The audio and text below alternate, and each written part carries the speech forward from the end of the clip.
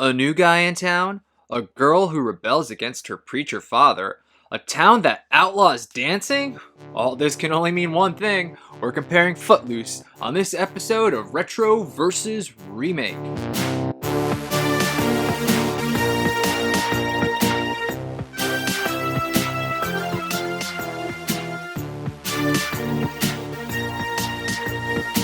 I'm Reggie Parker.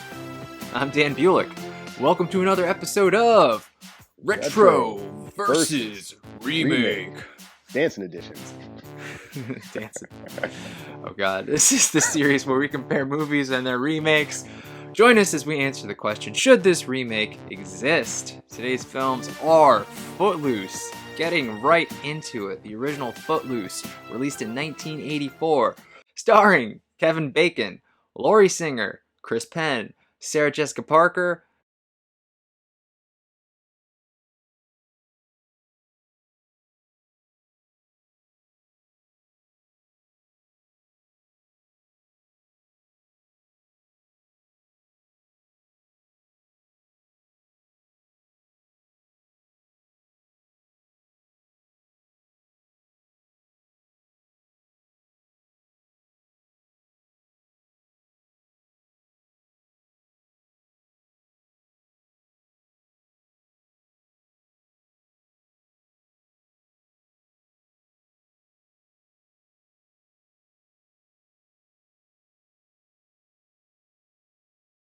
First experience with the 1984 classic, my friend, Footloose.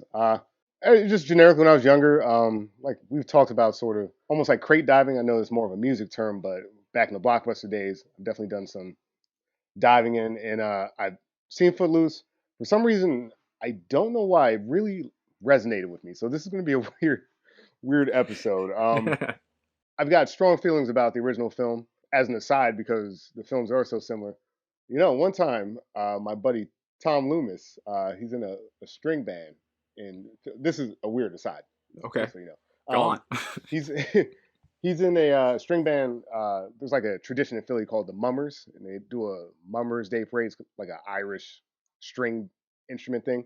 And one time we were at this parade, which happens every New Year's, and my buddy Tom Loomis's dad knows Kevin Bacon. So while we were walking around, Kevin Bacon like pulled up an SUV. He was like, "Hey, Tom," and I have 2 degrees of separation from Kevin Bacon, and What? now you have three. All right, I feel like I And know him. We're yeah, like best exactly, me buddies. too. Great guy. And this other movie, never seen it. Well, I can actually say that about both movies because, yeah, I had actually managed to never see the original Footloose somehow. I don't know.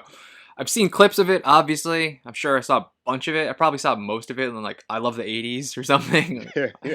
I'm obviously familiar with the music from the movie, but the only thing I think I remember seeing ever when it was on TV was just the very end, like when they're at the dance. I'm like, this is already done. I don't need to watch the movie. I know they get their happy ending. So, yeah, dancing movies not necessarily my forte. I know I picked this one. That's because a few weeks ago I put together a movie montage power hour. Nice. And I picked the scene where he's trying to teach Chris Penn to dance. So I was like, I gotta watch the whole movie. This looks hilarious. Oh boy, oh boy.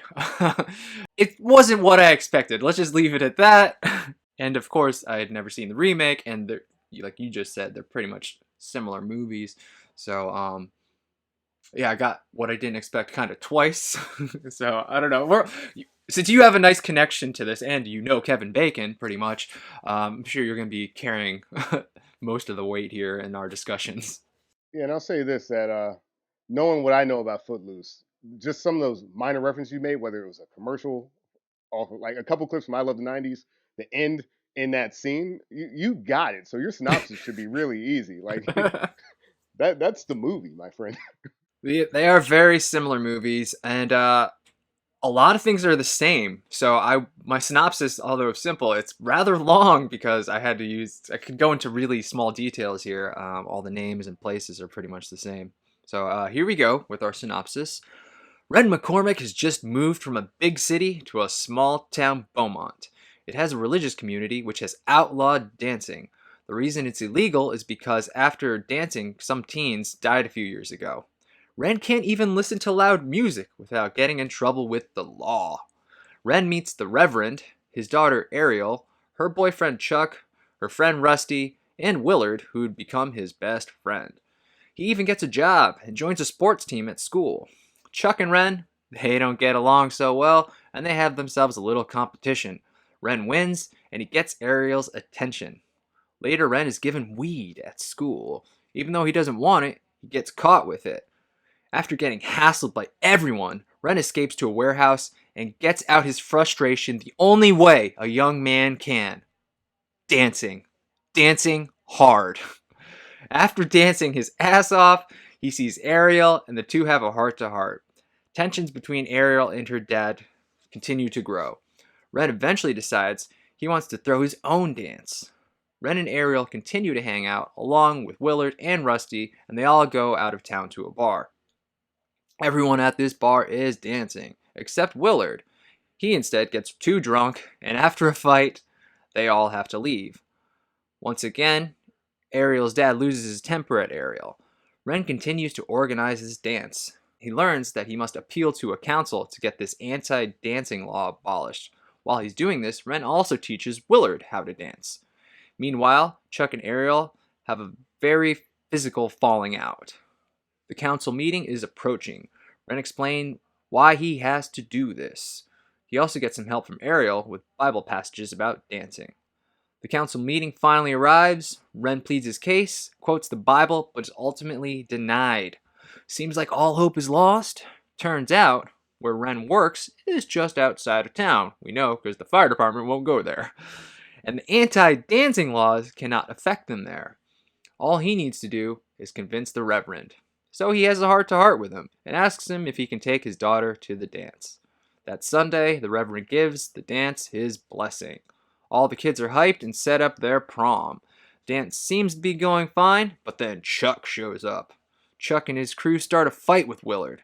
Ren shows up and helps him out, and then him and Willard are victorious. They return to the dance, and then everybody gets loose. Footloose. There we go. So I think I said a lot more than I needed to in that. But That's okay. I relived the film. Just now.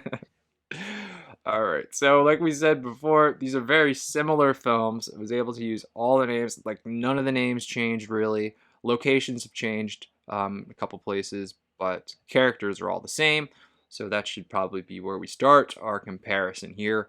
So let's start with our main character, of course, Ren McCormick, portrayed by Kevin Bacon in the original. He's the new kid in town, and the music's on his side. Let's dance! And Kenny Warmald in the remake. Ren McCormick. I'll start us off. Now, this is counterintuitive, but in the original movie, when things start, like, it's very hard to know when the movie starts because you get this sort of dancing feet montage over this awesome pop song by Kenny Loggins at the beginning of the movie. It has no relation to anything that's going to happen after the fact, and we just open in a church service. There's a bunch of panning over people. We haven't been introduced to anyone, and you just see Kevin Bacon kind of sitting there being Kevin Bacon. That's not a great intro. It's not. However, somehow I like it a little bit more than the intro in this other film. Just to kind of get this out of the way, because there is, as you mentioned in the synopsis, there's this tension with this kind of like school dance element. We're still not really introduced to our main character in the remake because they want to lead in, instead of doing the foot montage with the Kenny Loggins song, which they kind of do. They really want to emphasize that a bunch of kids died.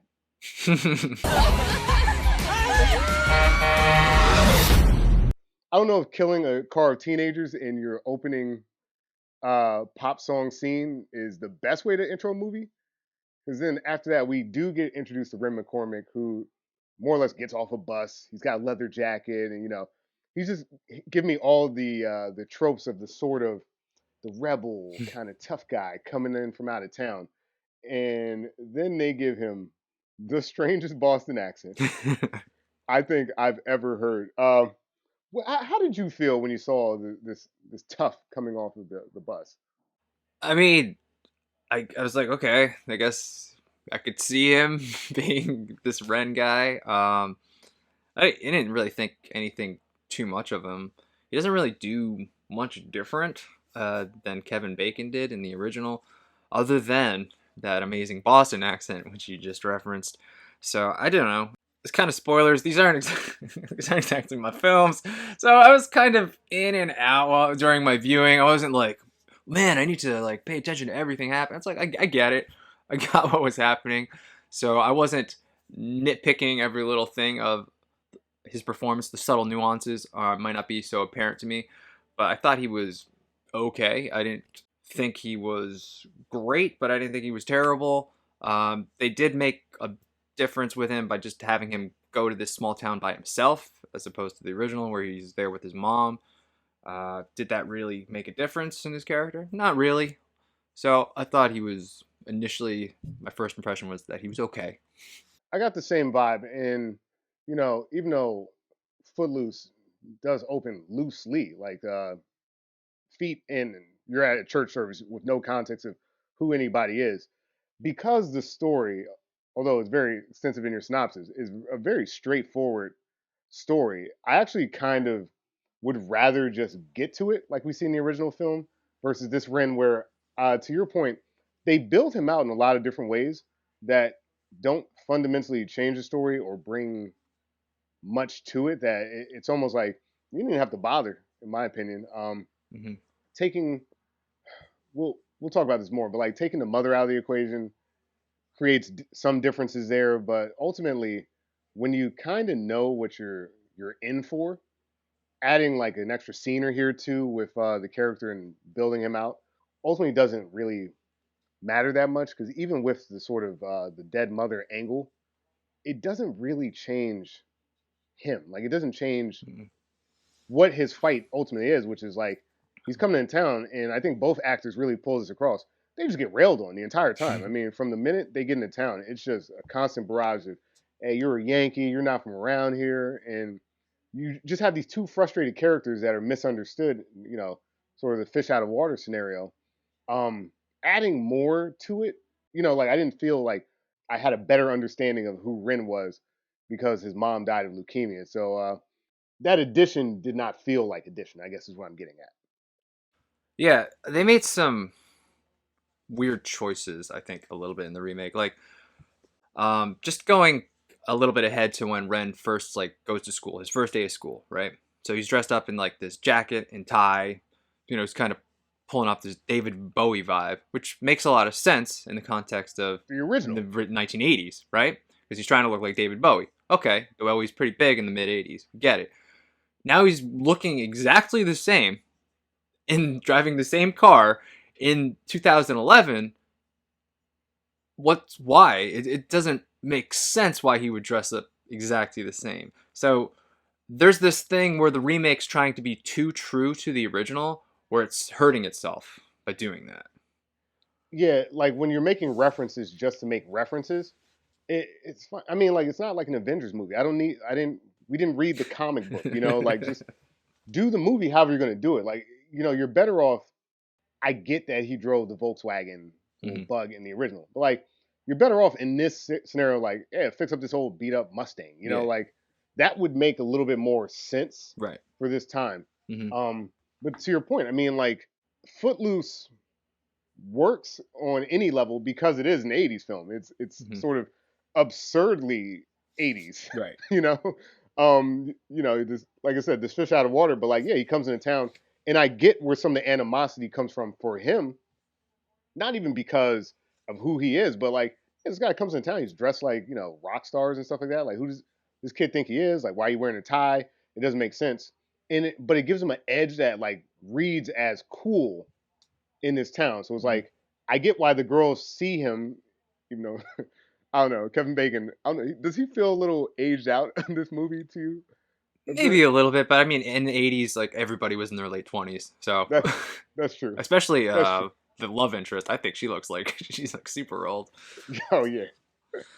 But like you've got this like feathered hair, you know, Kevin Bacon, and like you mentioned, it makes sense in 1984. Like this. David Bowie, Flock of Seagulls type kind of like reference point. It's a time capsule. So then when you put it in 2010, you're not using a 2010 or 2011 time capsule. You're using an 80s time capsule. And it's like, Mhm. I don't think he's cool in this scenario for Exactly. wearing a tie. I think he's strange for Hmm. wearing a tie. There was a different way to show him, button up, and I think like if you had built since they went through the effort of building out the character, why is he wearing a tie? You want to like explain that to me? Like I know why Kevin Bacon's doing it because he wants to be like David Bowie. Right. Why is this Ren doing it?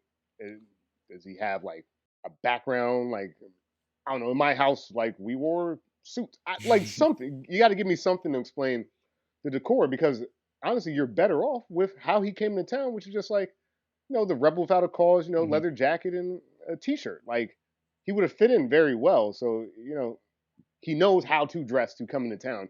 Why would he dress differently to go to school? It Hmm. didn't make a lot of sense. Yeah. Just talking a little bit more about this point, like Kevin Bacon, like dressing like David Bowie in the '80s, like it's like his fingers on the pulse. He knows what's hip, like where he comes from, so he's bringing that to the small town. You don't get that with the new Ren. It's like, well, that's not hip anywhere, man. So it's like you're not reflecting the time.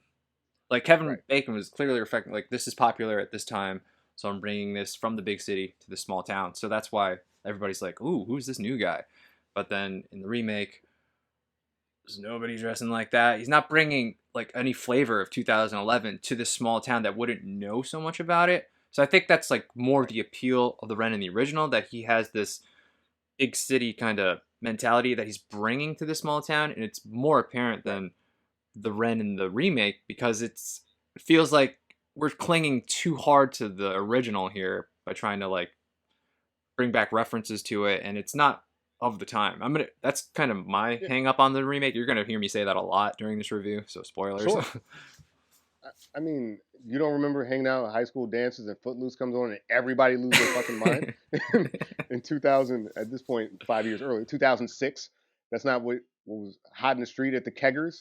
Um, I mean, in to your point, there are different scenes in the film, like a scene that I'm sure we'll talk about a little bit. But when they go to that one sort of diner, and the guy gives them like a David Banner seat, so these people listen to Right. popular hip hop, like they Hmm. have iPods, and then they're dancing. Like the kids in this town are much more cool and like hip than the kids in the 1984 movie. These kids have dance. There was a time where they remember dance and they like actually they actually dance, and like more so than in the 80s movie where they're kind of like bopping their head at a diner. They're like doing full on fucking routines, and then like Ren's not showing anybody anything they don't already know. So like I just don't quite understand what he, like you mentioned, what's he bringing to the table that's not already there. Yeah, that's just going back to that diner scene. Yeah, like all the kids, like they know they're listening to like current music that they like, and then their dance choreography is just like, wow, where do these moves come from? You don't need this guy at all. It's like you have that same scene in the original. They're just kind of bopping, doing their cheesy '80s dance, and you don't really see them pick up that choreography till the very end. So it's like, oh, this guy's necessary because they're not. They kind of know good music, but they're not there yet. So we need this. They need this Ren guy to kind of show them the way. But they don't really need him in the remake because they already know the good music and they already know how to dance, obviously. So it's like, why is he there?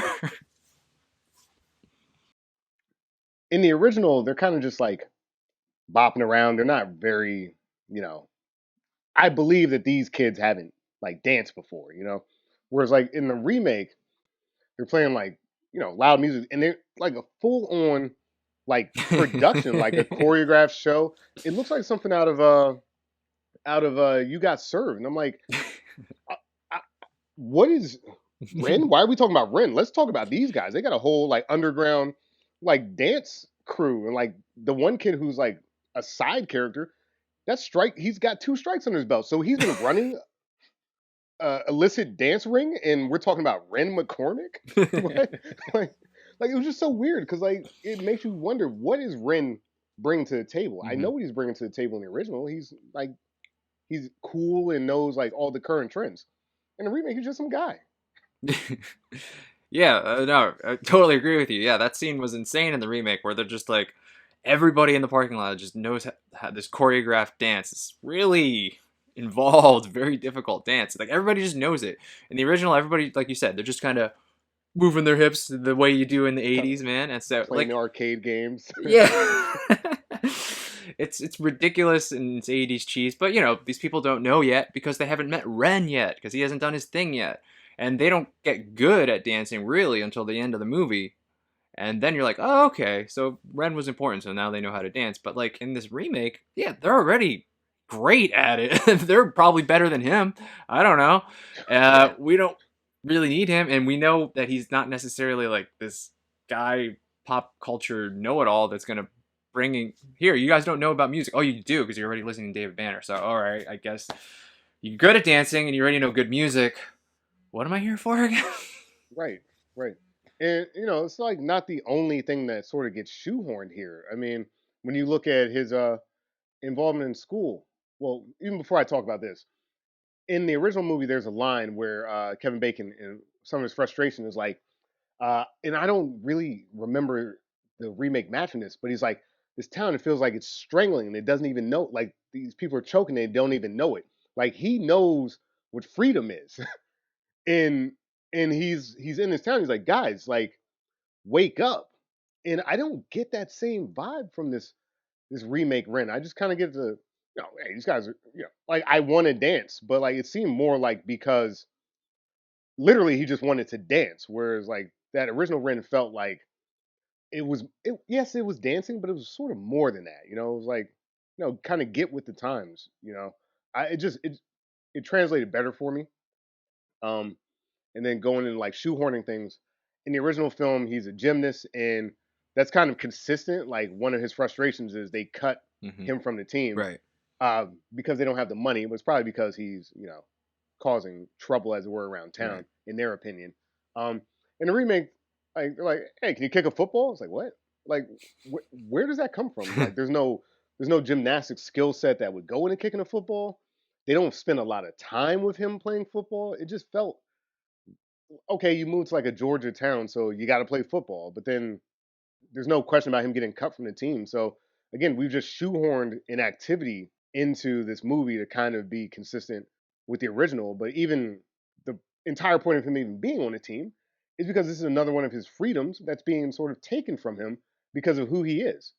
Like the movie is really about trying to be yourself in an environment where you can't be. And I feel like this Ren has assimilated a little bit more. Like Hmm. he yeah, a couple people don't like him, but he's got a whole football team behind him. Like it just doesn't. I don't get it. What was that change? Yeah, that was an interesting decision. I thought it was weird in the original, like how big gymnastics was. Like I was like, wow, everybody's really into gymnastics here. Just like him and Willard just at gymnastics practice, I guess you call it. So I thought that was interesting. And then yeah, he got cut from the team. I'm like, okay, but like the remake, or while I was watching the original, I was like, why wasn't it like football or something? Like a more, I get why it was gymnastics though, just because it helps with the moves and everything, the dancing. So I thought like maybe it should have been football. So I was surprised to see that it was actually football in the remake. But to your point, they didn't do anything with it. Nothing. He doesn't even get cut from the team. No. That's the whole point of him being on the gymnastics team in the original, was because getting cut was one of those things that drove him like insane. That was like, oh, I'm so fed up with this town because like there's nothing I can do.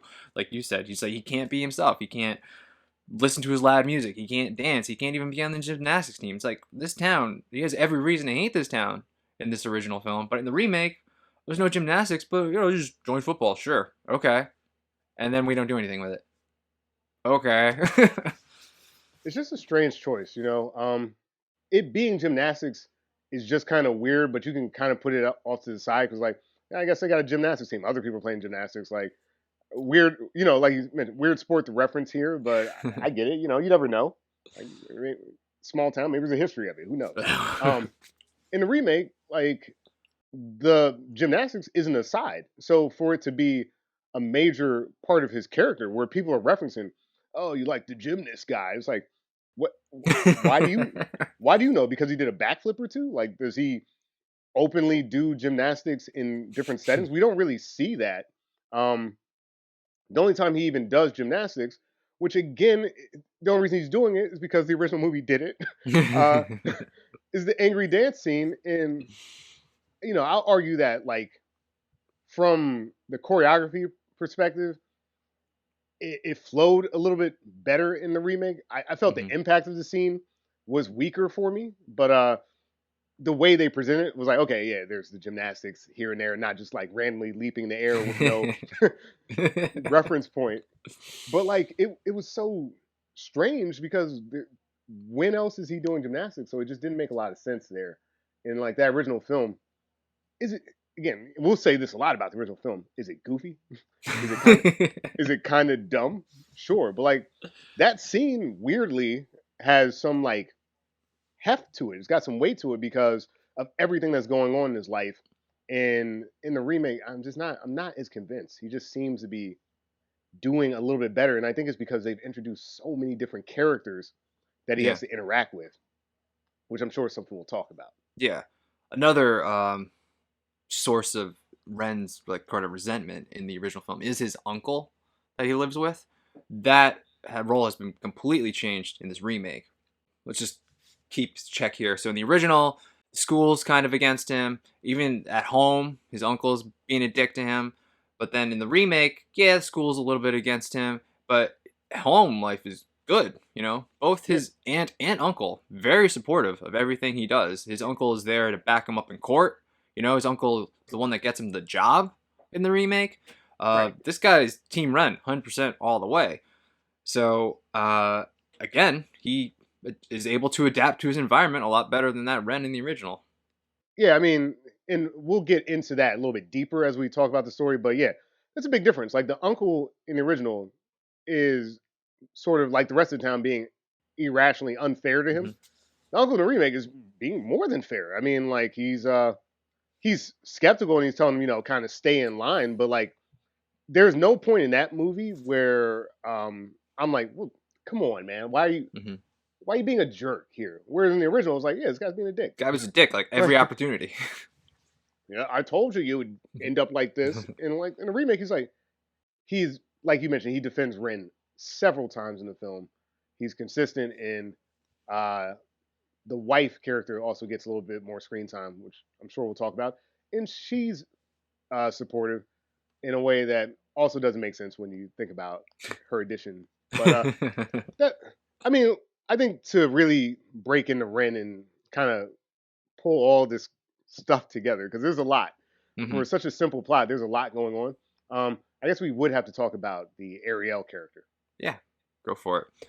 Ariel Moore is portrayed by Laurie Singer in the original, Daddy, me, Edna, Wendy, Joe, and Rusty are going down for a soda at High Spot, okay?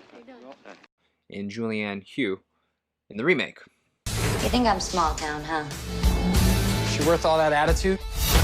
Okay, Ariel, the Reverend's daughter with a bad attitude who likes to rebel and seems to have a death wish. Yeah, yeah. The original Ariel, there's more mystery there in terms of her background. Unlike this remake, where we know kind of why she's upset immediately because her brother clearly dies in like the first scene. So like when she rebels, there's not really this question mark of why she's doing it. Where in Hmm. like the original, the rebellion doesn't feel like, especially on the front end, it doesn't feel that crazy. It just feels like okay, she's a preacher's daughter. She's got a bit of a wild streak. Likes to have fun with her friends. In the remake, I don't know. It's just I think they're trying to be more extreme with their sort of expression of her wild streak, and Hmm. I don't know. Like it starts to make you question the preacher who we'll talk about more because she clearly has issues, and we sort of know why. So like the fact that they're not really addressing it throughout the film as a family sort of unit is a little strange. Whereas in the original, like yeah, I'm not really thinking about that, and it's kind of a cool little backstory note that cool is not the right word, but it's an interesting backstory that yeah, her brother died. Like we don't learn that until about halfway through the film, and that gives us more insight into other characters who aren't really fleshed out. But like, okay, I get why the Reverend's being a dick Hmm. because he's got this Right. background.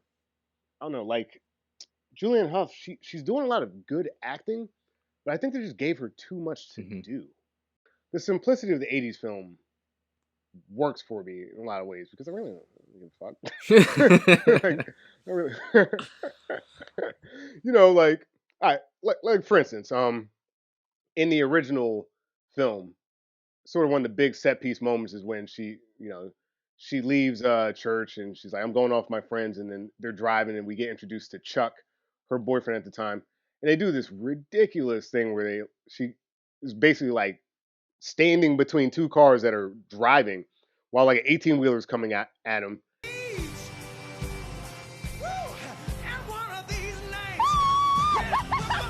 And we get a little bit of that sort of Wild Streak Death Wish there, but it's not. I don't know. It feels more accidental to me, a little bit like just kind of pushing it.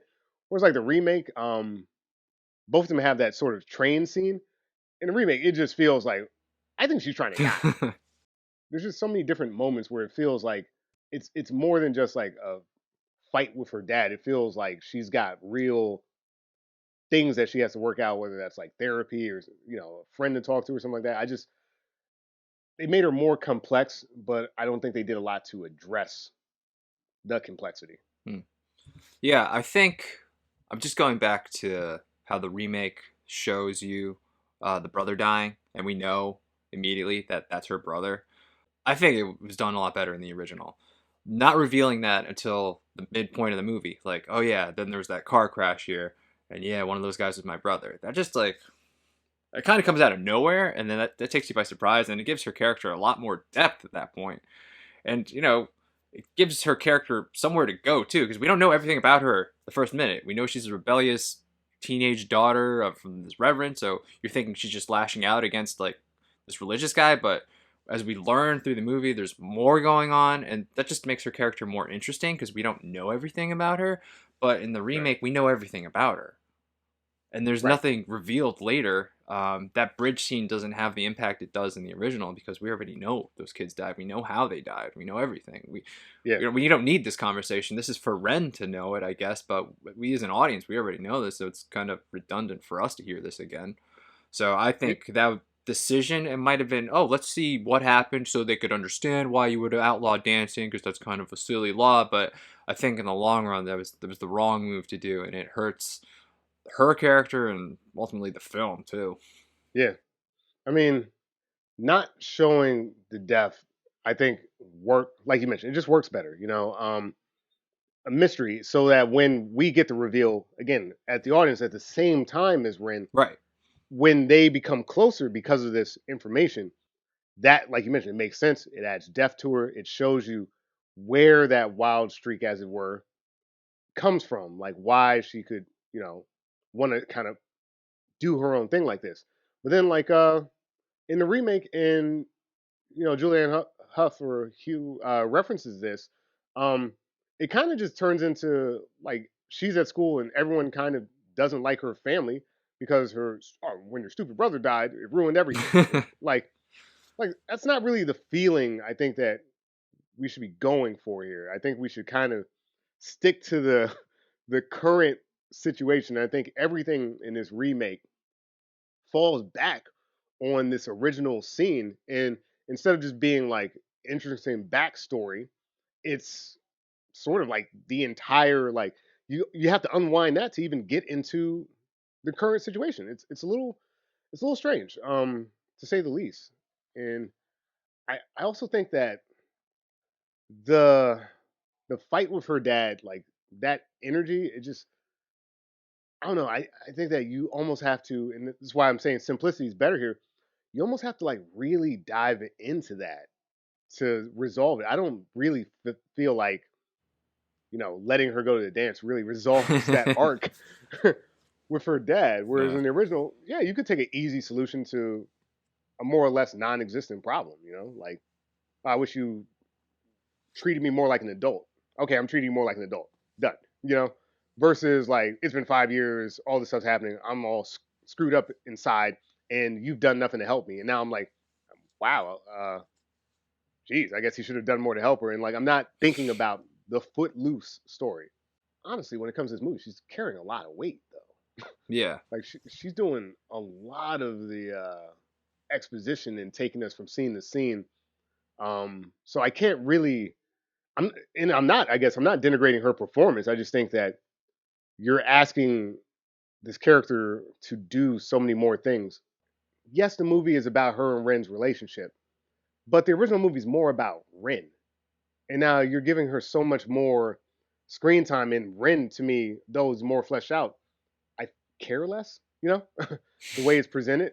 So I'm now clinging to her story more, and it's just a little bit more unresolved. I felt like Laurie Singer just did what she needed to do. She got in there.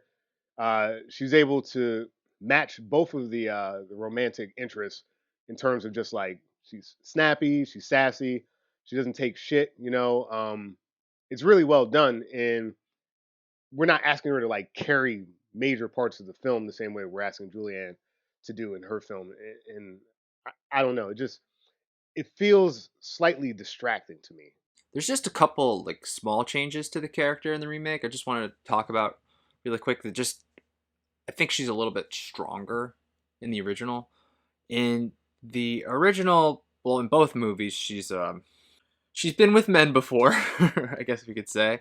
She tells her dad, "I'm not a virgin" in church and shit like that. And then in the original, I guess we see a scene after like her and Chuck like in the woods. They're just putting their clothes back on, and they're just going about their day.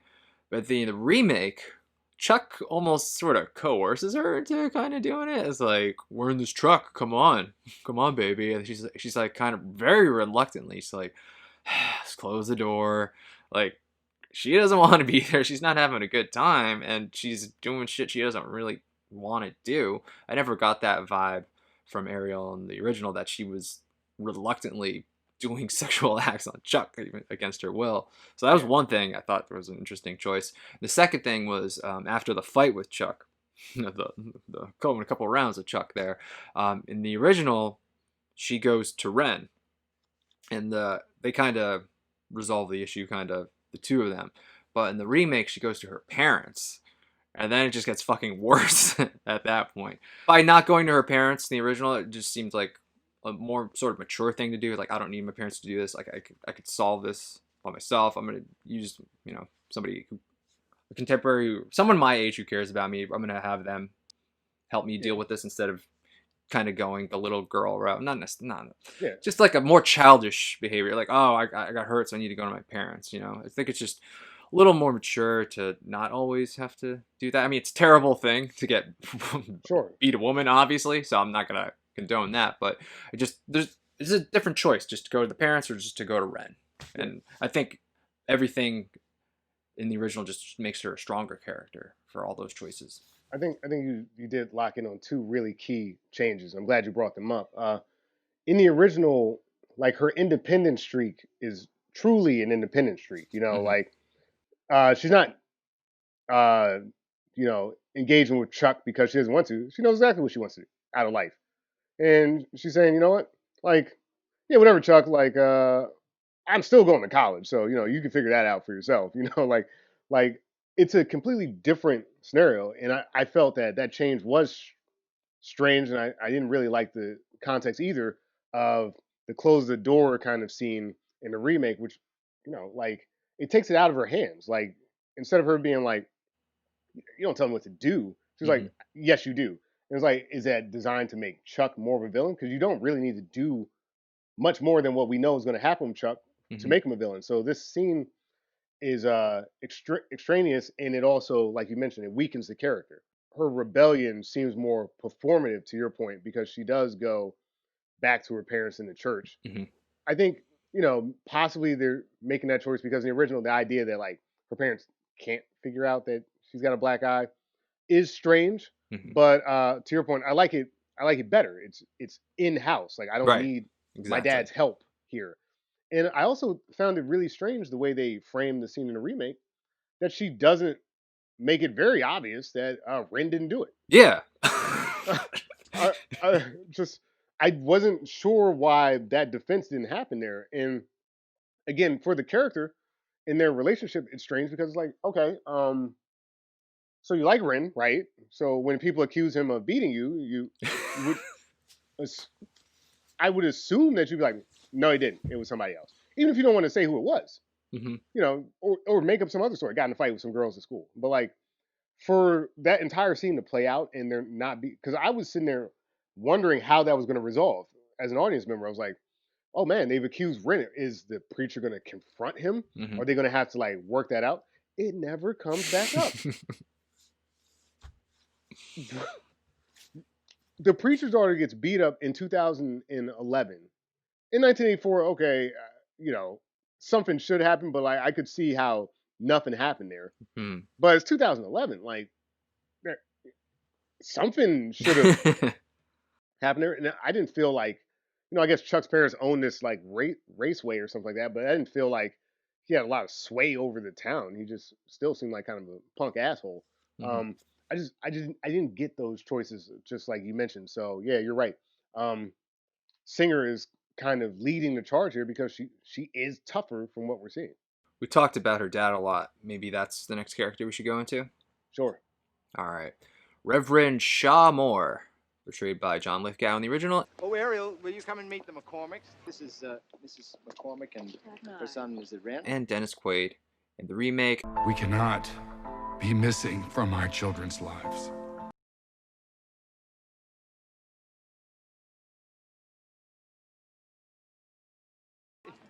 Your sister has us so excited about you coming. Oh, thank you.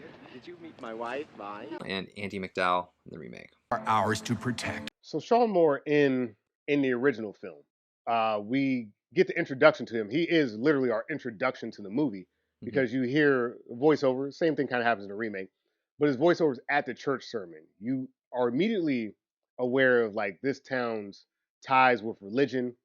It's a central theme that to me feels cleaner in the original because it makes sense to me how much influence Sean Moore has. And John Lithgow, he's in the middle of some fiery speech about this or that, fire and brimstone type stuff. Because again, we talked about some mystery before. We don't know his kid died Hmm. earlier in the film. It gives us a runway for an arc, and I'm sure you know how much we talk about character arcs on this show. I felt like there was so much more nuance to him, Hmm. so many different ways that he showed his humanity throughout the portrayal. And it's not that John Lithgow is, acting his ass off compared to like Dennis Quaid. I think, I think they're fairly comparable here in terms of performance, but it's the framing, man. Yeah. John Lithgow gets so much more to do Yeah. that makes sense. Dennis Quaid, we get introduced to him at basically the town council meeting where it's like, and we're banning music. It's like, does Sean Moore have an influence on the band? I'm sure he does, but it doesn't feel like it's his decision ultimately. But in a remake, clearly it is because his kid died. He feels responsible. He put the ordinance into effect. Like by doing that and making him so ingrained in everything going on in town, when things are screwed up, it is actually his fault. Like when his daughter says, everyone blames the brother because of you. That's true.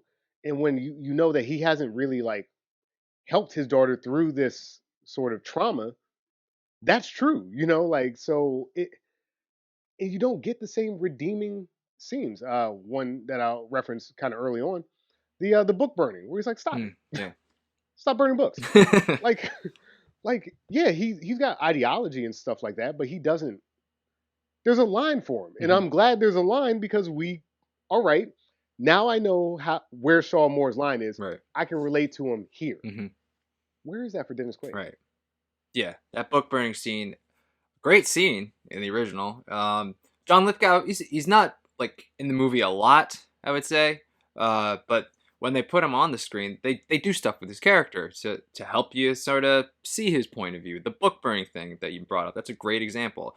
That's some other guy who's like, well, I don't like these books, so we ought to burn them. Like they bring that up a couple of times. He's like, I don't think we should burn these books.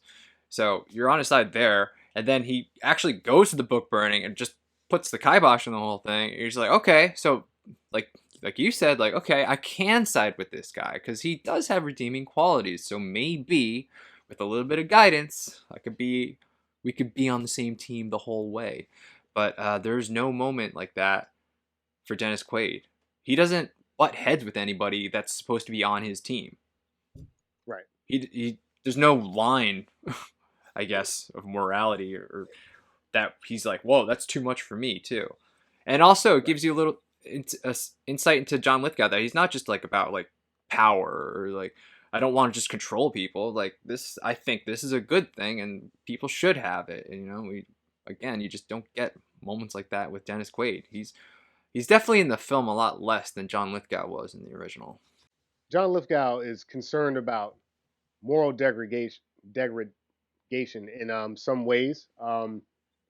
To him, like the book thing isn't it, Mhm. like the dancing and stuff like that, and well, he's not the only person in that time, and you can stretch this out over the course of history who thought that like music was, the source of problems for young people.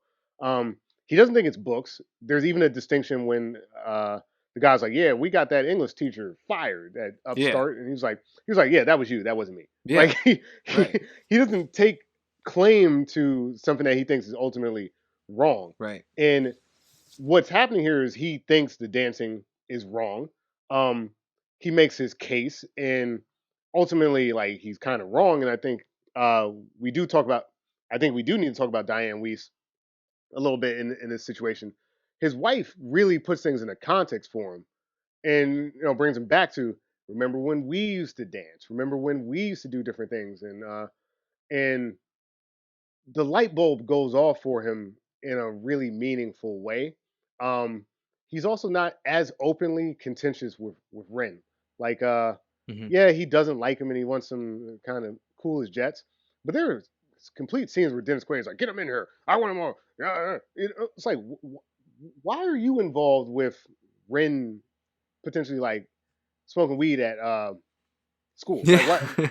what, what why are you involved? Like his sort of ever presence in the remake in the town feels just more kind of ridiculous to me. Like why like I don't understand why you're here. To your point, like John Lithgow being in less scenes means he's not the reason everything's going bad for Ren. Like we don't need to focus on John Lithgow every second because Ren's problems come from other places. Like we mentioned his uncle, for instance. Um, Hmm. and some other characters where they have Dennis Quaid doing most of it. Right. And because he's wrong about most of what Ren's doing, whether it's the beating scene, whether it's Mhm. the joint, and some other scenes, like what he has a bad impression of who this kid is, and he doesn't really do anything to like say like my bad. Like he just kind of goes about his day, and we're supposed to just be like, oh, cool. He like wants him to do the dance. Like for me, I want him to account for a few more things in the film. I guess a couple other things. Like there's one scene, I think it's around the time in the original where the guy brags about getting the English teacher fired. There's a bunch of little kids around too.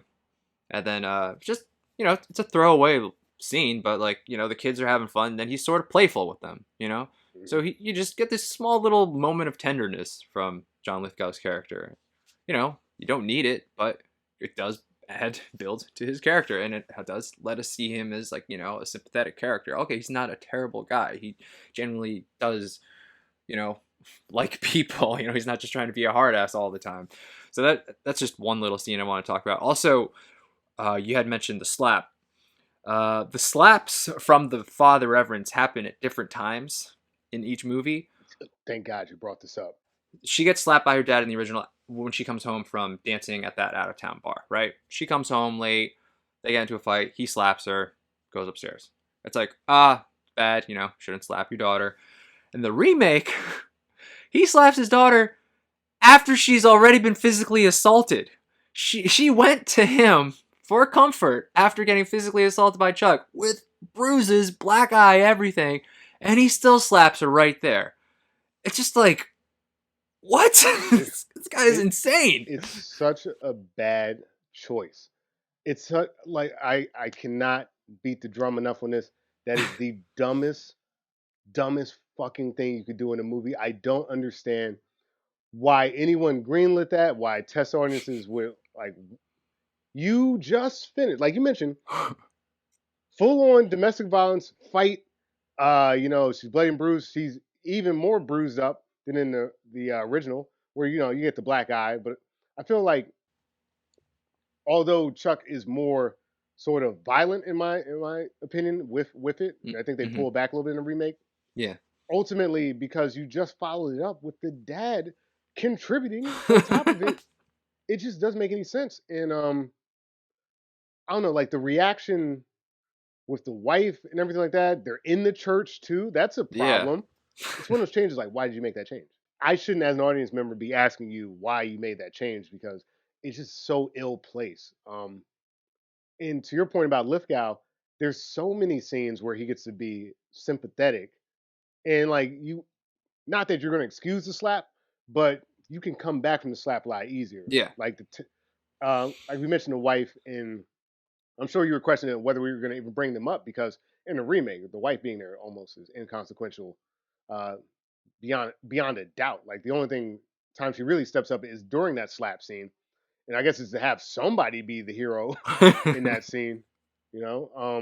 But in the original, like the wife is like, I feel like Diane Weiss really pulled off that idea of like, I've been a preacher's wife for a long time, and I've been quiet, and I let you do your thing because you're inspiration to the town, but you're wrong here, and this is why you're wrong. But they come back and they have these like they dance together, they Hmm. remember what it was like to be young, and you can understand why John Lithgow's like, oh yeah, this dance is okay, because he he starts to remember sort of his own youth and humanity in a lot of ways. And the book burning scene, like we mentioned, helps with that because he can see it's like, okay, you can take this too far. Hmm. And it makes us understand why he's able to pull back. In his remake, he's a raving lunatic a lot of times throughout the film, and there's not enough pullback. There's not enough tenderness. It's like pinning a corsage on somebody's wrist, and kind of being like, my son used to sit in that pew. It's just not enough for what we've seen from Dennis Quaid's character. I mean, I don't really have anything else to add. I don't have much to say about the wife. Wife is a wife. It's not a big deal, but it's almost like you mentioned that small scene with the kids. It's kind of unfortunate there's not more for this actress, but like that's more or less her role is to soften Lithgow. Hmm. And by definition, what we see there is, in my opinion, the clear advantage is Lithgow and Diane Weiss in terms of the preacher portrayal. I just felt like maybe this is because it's 1984, but like the preacher having that much influence made sense. Um, Him being able to pull back and be a hero in moments, whether it's the book burning or you know, which makes him more of a hero when the dance gets sort of resolved. Like there's just so many more moments for him, even in the short window, to be better than Dennis Quaid's portrayal of this character. That like those two, for me, I would prefer to see them as the preacher and the preacher's wife versus I hardly remember the wife's portrayal in the remake. She's not a bad actress at all, but like they give her nothing to do. And Dennis Quaid, I don't know, it takes them too long to come around on that turn. I don't really have anything to add about the wife, but maybe the father-daughter relationship I just maybe want to touch upon. I could be Sure. wrong. Let me know if I am. I know there's a lot of scenes in the original where Ariel is just kind of walks into her father's room. He's always busy working, writing, probably reading the Bible, or working on a sermon, whatever. And then it's like she seems like she wants to tell him something. She doesn't. She's trying to reach out to him, and then he's not getting those social cues that she needs to kind of talk to me. He's just kind of okay, all right, go on. I don't remember too many moments like that in the remake where like the daughter was like trying to talk to her dad or just trying to get him to understand or just like struggling to try to get him to understand or just express herself. I think you're right about that. I think that is again because of the strength of the original film, which is that there's a lot of subtext. Some things aren't being said out loud, and we as an audience really don't know why that awkwardness is there. We assume it's because she's a preacher's daughter. She's got like an ideal to live up to, and she doesn't want to like disappoint her father. In some ways, but in the remake, like it's more antagonistic when they do interact. And Yeah, that's what I was to say. There's not as many small moments with the two of them. It's always just them butting heads. That's yeah, what I remember. it's a constant conflict. And in the original film, it's sort of more believable that her father doesn't really know what's kind of like who she is, because she's hiding part of herself from him. She's really only herself.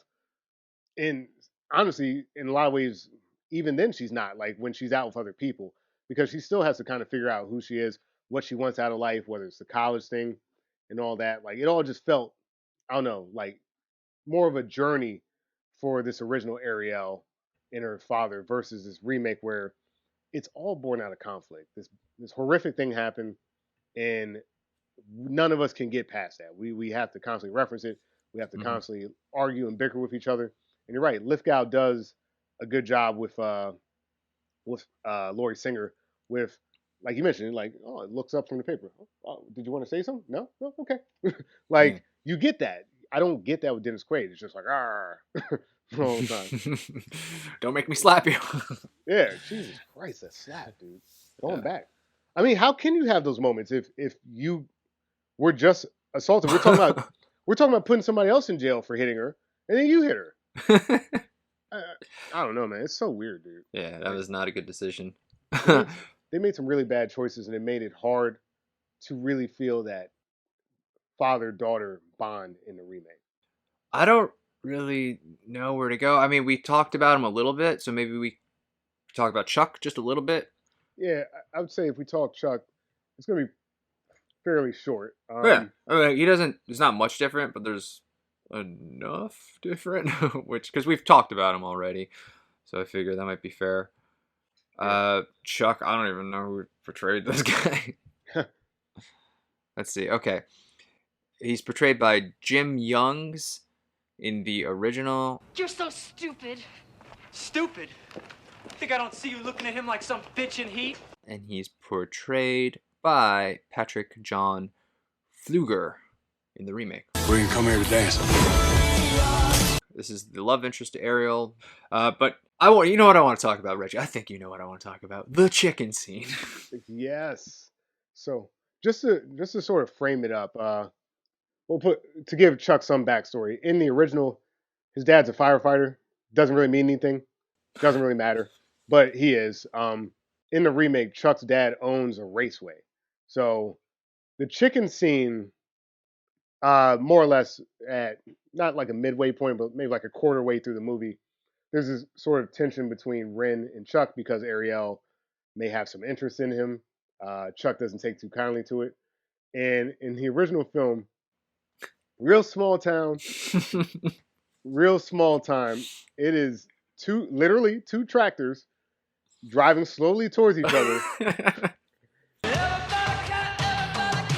and whoever jumps first or turns or something like that, they lose. And this is like it again in the context of this movie and this town. This makes sense. All right, crazy, like hayseeds, as it were.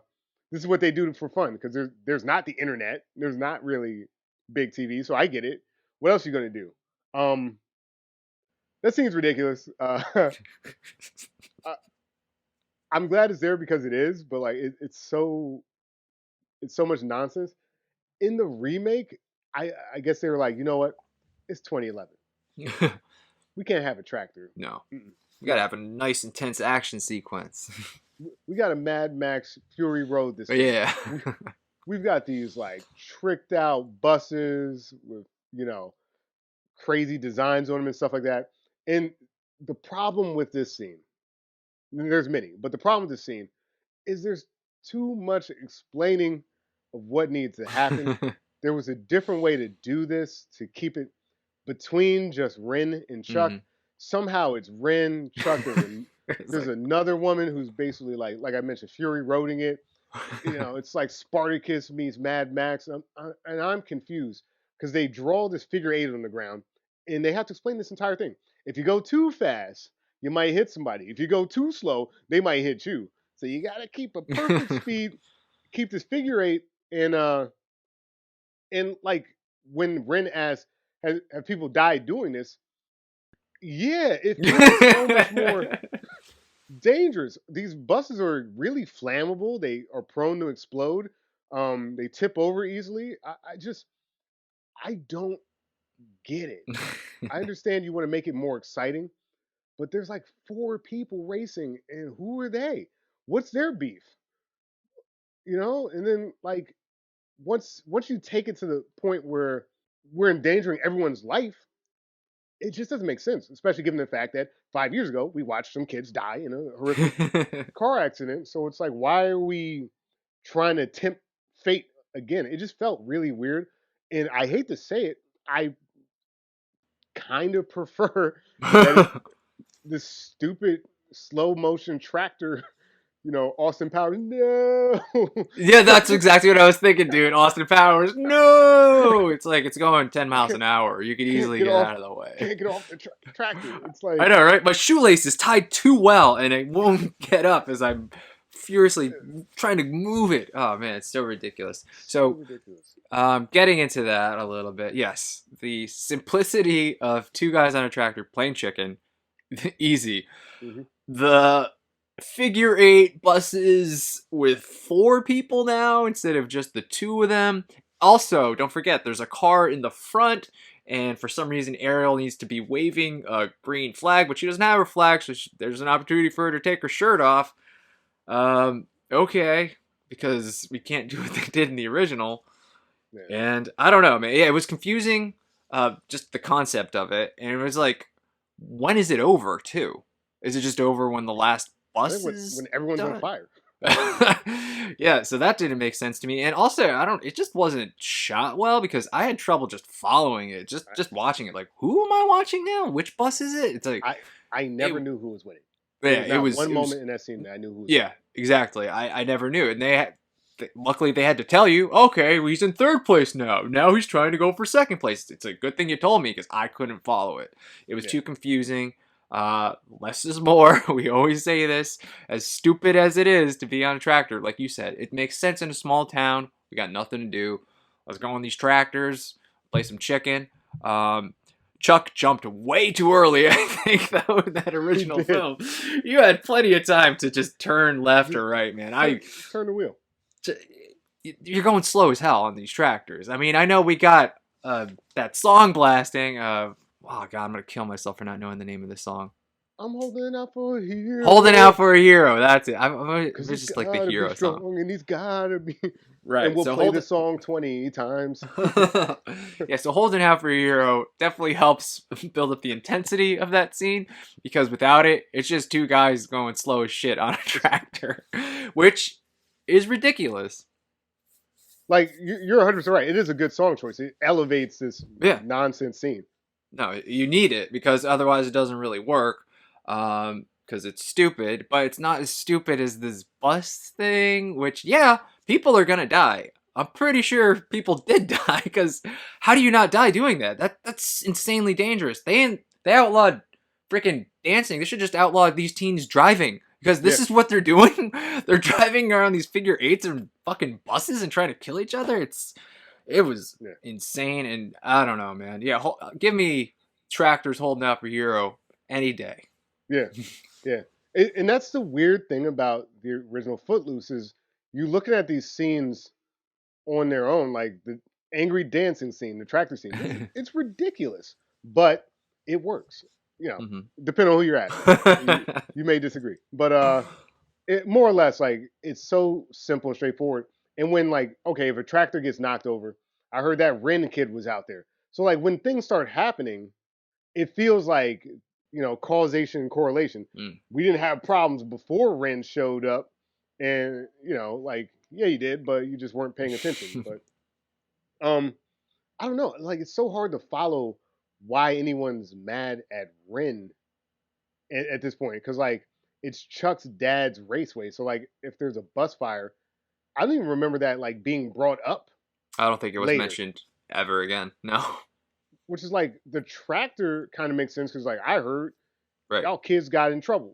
Like okay, I get why that scene's there because one, it's a one-on-one fight. Mm-hmm. Oh, you're trying to take my girl? It's me and you. I heard you're chicken, and there's no currency for this in Ren's world back in like Chicago, but there's currency in this town to engage in this game of chicken. Because like if he doesn't, he may not be able to sort of recover and have a good senior year. In this remake, it's like, what is wrong with you people? No, I'm good. What does it matter if he doesn't? He's on the football team. Yeah. Like he can't just be like, guys, I wasn't gonna do like I was just be like, I never drove a bus before. I don't even understand. Like, what are you doing? I don't know. It's just weird. But kind of getting back to Chuck, I mean, there's only really a few things you gotta know about Chuck. And in the original, more so, he's dumb as a box of rocks. He's just a big dum dum.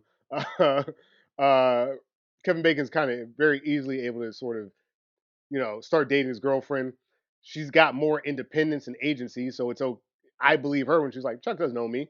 Um, and really the only thing we need Chuck for after that is, unfortunately, the domestic violence scene behind the school bleachers, where like he's still trying to cling on to Ariel, and she's over it, so he lashes out.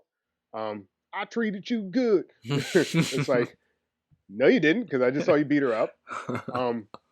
That scene's more intense in the original, but Yeah. I would say the remake makes it worse by doubling down on the slap. And the only other thing Chuck's really good for is kind of that fight at the end of both films. Um, the fight, again, the original movie, the fight should feel way dumber than it is.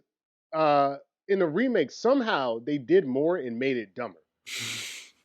Like, I kind of miss Kevin Bacon showing up super late and throwing a jump kick. Yeah, it's like Karate Bacon all of a sudden. It's like, hey now, what?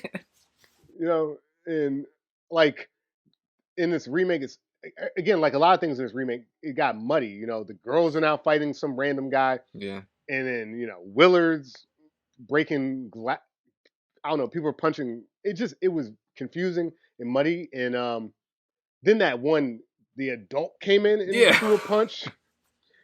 Hey, play fair. It's like, wait a minute, bro. You had an unsanctioned dance at your place of business, and you like assaulted minors on your property. Like, you don't think that's gonna come back to harm you? Like, the guy's dad owns a whole raceway. I think they got money to like sue you. Like, it just again, it was confusing. I'm not even really leaning towards any Chuck because it's such a minor character. Mhm. I just think that like again, the remake is trying to do too much. Just keep it simple. Even if they don't, there's another way to do a game of chicken. You don't need a bus. They could have done something with. I mean, it sounds dumb. You could have done something like a four-wheeler. Why are you doing a bus? Like simple. Keep it simple. The original Chuck keeps it simple because he's dumb. The remake Chuck, they're trying to make him too much of a villain. And look, bro, I don't need you. I don't need like implied rape. I don't need I don't need bus explosions. I just need. He doesn't like that guy. Maybe he throws a punch at him every once in a while. It's the LaRusso effect. Like, just kind of kick him every once in a while. And like, we're good, man. Like, I didn't like how much they were trying to do. Yeah. Ultimately, for Chuck, it comes down to the chicken scene versus the figure eight racing scene. That's what I'm really gonna focus on. So, I don't know, that stupid chicken scene somehow makes a lot more sense and is just better than what they did in the remake. So I'm just gonna give points to the original for that. It was so easy to do though. Like, they just tried too hard. Like, go out mudding somewhere, like, and just say, I don't know, like towards like some incline or some like steep inclines. Like, yeah, if you turn your account, like there's so many other things you could do besides trying to explain to me a race format. Like, I don't care. Maybe there's a reference point for that in the South, like or the Midwest. I don't know, so I don't care. And like, it's very easy for me. Tractor, that guy's got one. Drive at him. All right, kind of dumb, but you got it. Like, I understand. He beats him out on a day. It's 1-on-1, so Yeah, there's no debate about who won. Everyone being on fire doesn't feel to me like Ren won. It just feels like they're all lucky to be alive. Just a strange choice, but like you said, the chicken scene, somehow the original did it better. Yeah, and the choice to not make it 1-1 in the remake, I don't understand that either. So I didn't, I didn't get it. I yeah, didn't get it. Even the number of people in the fight in the remake, I'm sure it was the same amount, kind of, but like it felt like more because that scene was longer. yeah, That scene did not need to be longer. Honestly, in both films, the scene probably doesn't need to be there at all. But whatever. One last, kind of hurdle, and we get yeah. past it. Moving past Chuck, there's kind of two ways we could approach this. Um, I think I'd rather do sort of the first one I'm thinking of, which is talking about the mom and uncle swap. Okay, Uh, we also have to talk about Willard, but yeah. We could talk about the mom and uncle swap. In the original, Ren moves there with his mom. That's Ethel McCormick, portrayed by Frances Lee McCain. Oh, how do you do? Nice to meet you. Welcome. This is my son, Ren. Hello, Ren. In the remake, he doesn't have his mom. Instead, he moves in with his uncle and aunt. So I guess I'll just talk about both of them.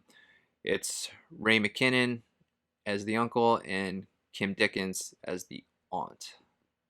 Okay, the door sticks, and the gas pedal's missing. A couple of the. Hey, it's a fixer-up.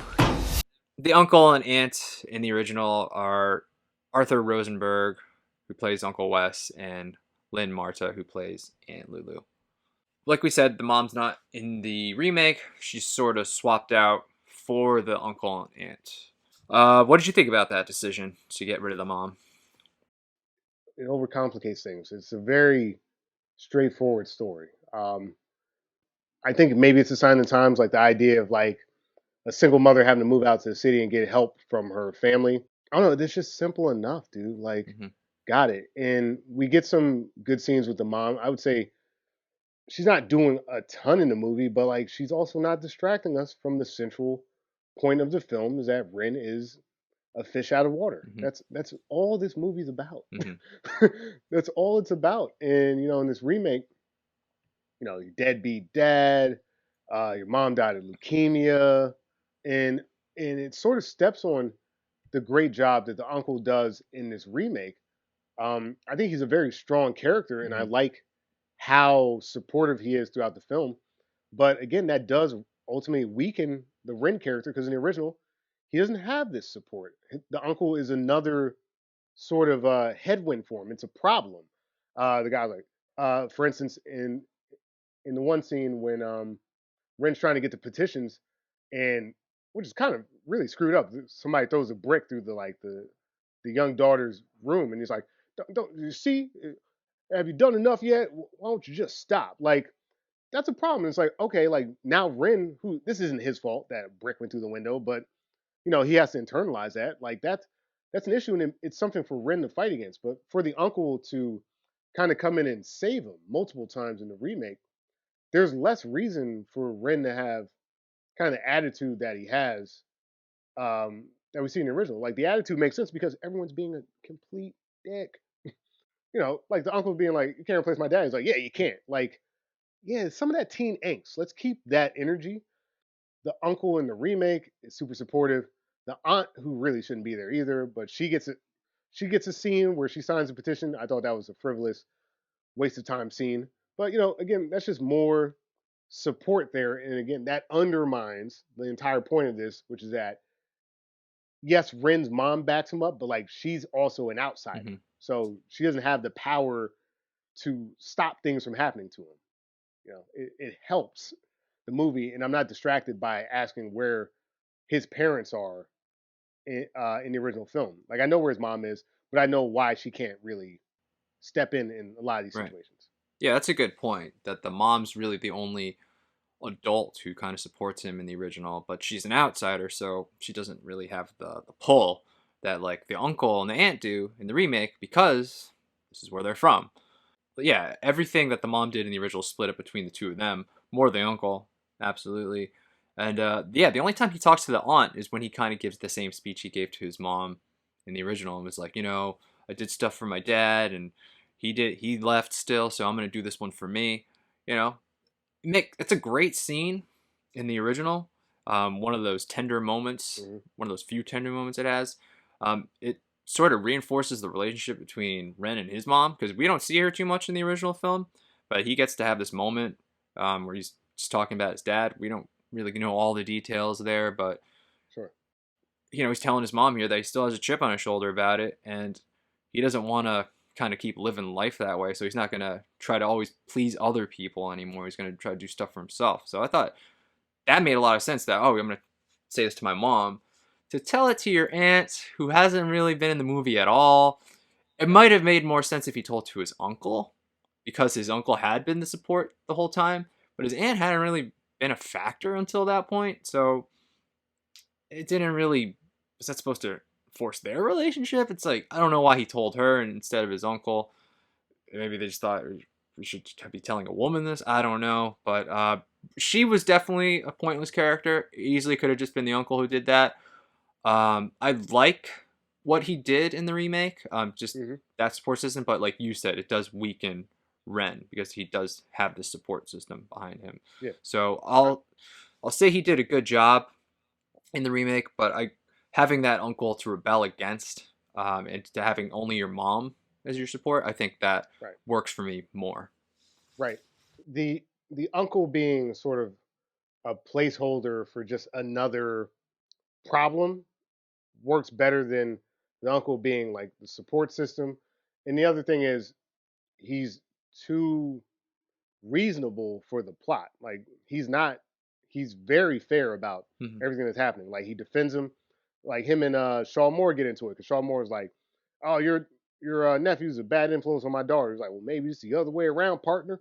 Um, I don't know. And like you mentioned with the aunt scene, you don't need that scene because you do that scene again with the Reverend. Yeah, that's You true. know, Rev, it was wicked. It was wicked hard when my mom died of leukemia, bro. And it's just like, okay, like these two are relating. So, like you mentioned, the aunt who has not been in the film, Yeah. like, other than her intro, like her picking up a clipboard and adding another signature to a petition that already had enough signatures. I Will you have my vote? Like, I don't care. I just felt like, again, doubling back. I understand that he's had tragedy in his life. I understand that the Reverend had tragedy in his life, and that's good. That's somewhere for them to connect. But for him to explain it to a character who won't be back in the movie makes zero sense. You know, I like you mentioned, I like the uncle. I just don't think that the direction they went made sense for the film. Mhm. So unfortunately, it's a good character that actually becomes a bad character because he's not helping progress the plot sort of properly. Again, most of this needs to rely on Ren and us understanding him and liking him and stuff like that. And it's, you know, he is kind of being like a little whiny jerk because people people are helping him, So Yeah. like he does just have a Yankee attitude, as it were. So I don't know. The mom in the original doesn't do much, but you know, she's a backboard for soft moments, and her inability to help is the same thing as not having her there at all. So like you'd rather have her there without you asking questions about his parents and letting him sort of independently solve his problems versus getting rid of both the parents and then having to then again it's just like that race. Now you got to explain where his dad is, where his mom is, what happened. Like it's too much. Yeah, thinking about it now, it's like the original, like he has his mom, but he doesn't really rely on her too much. He's sort of more independent. Same thing with Ariel. She's a little more independent, doesn't go to her parents after she gets beat. But like in the remake, Ren's a little more reliant on his uncle. Ariel's a lot goes to her parents after she gets beat. So yeah, they're definitely less independent. They're two lead characters, the love interests, for sure. Um, I don't really have anything else to add to that. So maybe we should just get into our last characters. Sure. I'm going to kind of put them together. I know Willard's a little more important, but we have Willard Hewitt, portrayed by Chris Penn, and Miles Teller. Where are you from? You talk funny. I talk funny? Mm-hmm. You should hit you from my end. And I'll just throw her in there. His girlfriend, Rusty, portrayed by Sarah Jessica Parker in the original. You're gonna kill yourself! and Zaya Colin in the remake. He's cute. You think everybody's cute? All right, we're gonna start talking about Willard, I'm sure. Willard, our seemingly tough guy, tough cowboy, who immediately becomes friends Yeah. with this guy from out of town. So he becomes immediate friends with Ren, no questions asked. And, well, he can't dance. We know that. This is one of those castings where I was like, Miles Teller looks ridiculously like Chris Penn. I don't know. Did you see that at all? Like, Yeah, he really pulled off sort of the look of Willard, yeah. as it were. And also his accent work is so much better than our lead that it's insane. Like Miles, I don't know. I think he kind of nailed it. I think Chris Penn gave me more of that sort of lank, and I believed him a little bit more as a Southerner. But Miles Teller does a good job with this, and his accent, unlike our lead, is not distracting. Yeah, I think Miles is one of the stronger performances in the remake for sure. I think I'm a little more sold on his like country boy kind of behavior. I just see more of a cowboy from him than I do Chris Penn, probably because I've seen Chris Penn in other movies. Sure. But I think he did a really good job. He seemed to like have a lot of fun with his character, and he really captured what Willard was about in that original film. So I think he did a pretty good job. And yeah, that accent was spot on. Spot on. It wasn't a wicked. What was up with the Boston accent? I Man? don't know. I didn't notice it at first too, because it sort of came and went. Is that just me? Like, No, I thought the same thing because when he first got introduced, I don't remember it being like, okay, he's got this Boston accent. I just kind of remember him being there. So yeah, maybe it did come and go. Like, and it felt like as the movie progressed, it grew. It was a bad choice. Let's put it this way. Why isn't he just from Chicago? I don't know. I think it might be because the actor is from Boston. Is he? So yeah, he is. I was surprised too, because yeah, he grew up in Boston through high school. So obviously plenty of time to develop a Boston accent. But Huh. I don't know. For me, it didn't Didn't seem ring. natural. Yeah, it didn't I know ring true. a lot of movies have problems with Boston accents, but for me it just sounded inconsistent. Like it would talk just like kind of just regular East Coast, and then all of a sudden I got to go to the car. What? Yeah. What happened to his R? He just starts dropping his R's out of nowhere. I was like, what? What? Yeah, I arranged to do it in my car. I was like, what? What? What is what is happening here? So I don't know what happened exactly, but obviously there was a problem with it because I noticed it, and if it was done right, I wouldn't have noticed it. I'll just say that. I didn't. I researched him just to make sure. I was like, oh, this guy is from Boston, so he knows how to do it, and I guess was raised with it. But I don't know. For some reason, it sounded like it was coming and going to me.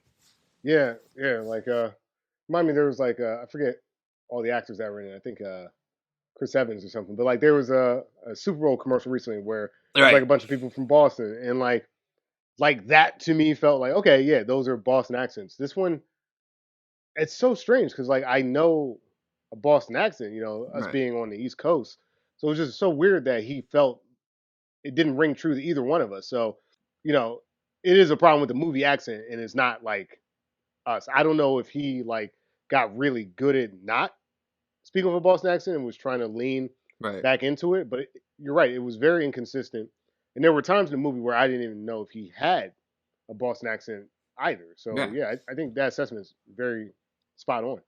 Yeah. So that was a weird choice. Another reason why Kevin Bacon's just like, okay, yeah, Chicago, sure, why not? Yeah, and if he can do a non-Boston accent, like why have his character be from Boston? It's just another Right, more questions that we shouldn't really be asking. But that's right. we've talked about Ren enough. Let's go to Willard here. Good old Willard. Yeah, so it's not much different with the character, true friend to Ren. He's on the football team in the remake as opposed to the gymnastics team. Doesn't really do anything to his character though. Still gets drunk, still gets into fights, Yep. still learns how to dance to the same song in both Yeah. movies. I think he gets sort of the kind of cuter moment with the Barbie speaker and stuff like that, and it's well done. This is one of the scenes where I will say They kind of play on the heartstrings a little bit with the kids and him dancing and stuff like that. I think it's well done for what they were trying to pull off. So Miles Teller, to your point, is by far so far, in my opinion, the one kind of pulling his role off the best. You know, I don't feel distracted. I feel like it's in the style of the original film, but I think he brings enough of his own charm to it. To your point, like you really did feel that southern thing. I guess I felt more like small town from Chris Penn, but I'm probably not as familiar with his work as you are, so I think you were able to pick up those differences. But yeah, Miles Teller, I mean, like spot on, dude. It was great. Yeah, it was great. And He looked like he was having fun. I was having fun when he was on the screen. One of the few characters I wasn't rolling my eyes at. So no, he did a really good job. Yeah, nothing he did was like, well, why did they do that to his character? They were very true to his character, and he gave an excellent portrayal of it. And I don't have really any complaints about what he did. I also think this is a minor character, so I won't spend too much time on it. But I think also the Rusty character gets a little bit of elevation in this film, Right. in the remake. I think that's just purely off of screen time because Sarah Jessica Parker, you know, it's whatever. She feels like she's doing a better job with the Ariel character, with like Laurie Singer scenes, than she is with Willard. Like I can't even really think of the times her and Willard were together besides like the fights. Whereas like Zaya Colin, she really plays, I guess for lack of a better word, hick. Like she has a lot of very good comedic moments in the movie that are easy to kind of dismiss. But I think that she really helped elevate the Rusty character too. And I think it's probably because they're just two strong actors that sort of knew how to support each other in the film. So um, I actually preferred the Rusty in the remake as well. Yeah, she's a little bit of a stronger character. In the bar fight, she breaks a bottle over the guy's head too. That was trying to like get with her. So it's like, okay, damn. And then I'm pretty sure she also helps with that fight at the end. Yeah, she kicks that guy's ass pretty easily. Pretty strong character, like physically Yeah, as yeah. well as. Yeah, she's a very minor character in both films. It's just a noteworthy character, just because it is Sarah Jessica Parker who portrayed her in the original. So they probably gave her a little bit more to do in the remake. She does show a little bit of a backbone against Ariel's rebelling.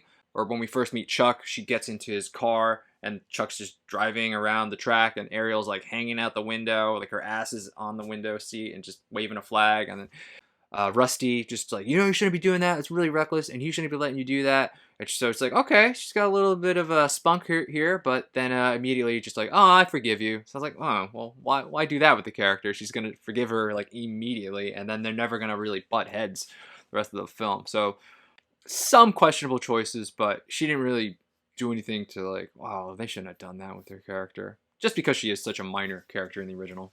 I really do think that Sarah Jessica Parker had a better sort of like pushback against Ariel in the film. And ultimately they were friends and it was resolved. But like she stood her ground a little bit better than the Zaya Colin portrayal. But what I think Zaya did better than Sarah Jessica Parker was I believed her relationship with Willard more in the remake. And I think for what the movie kind of needs, I would take that over the Ariel friendship because I feel like Ariel, it, you know, in a weird way, like isn't everyone a minor character in this film?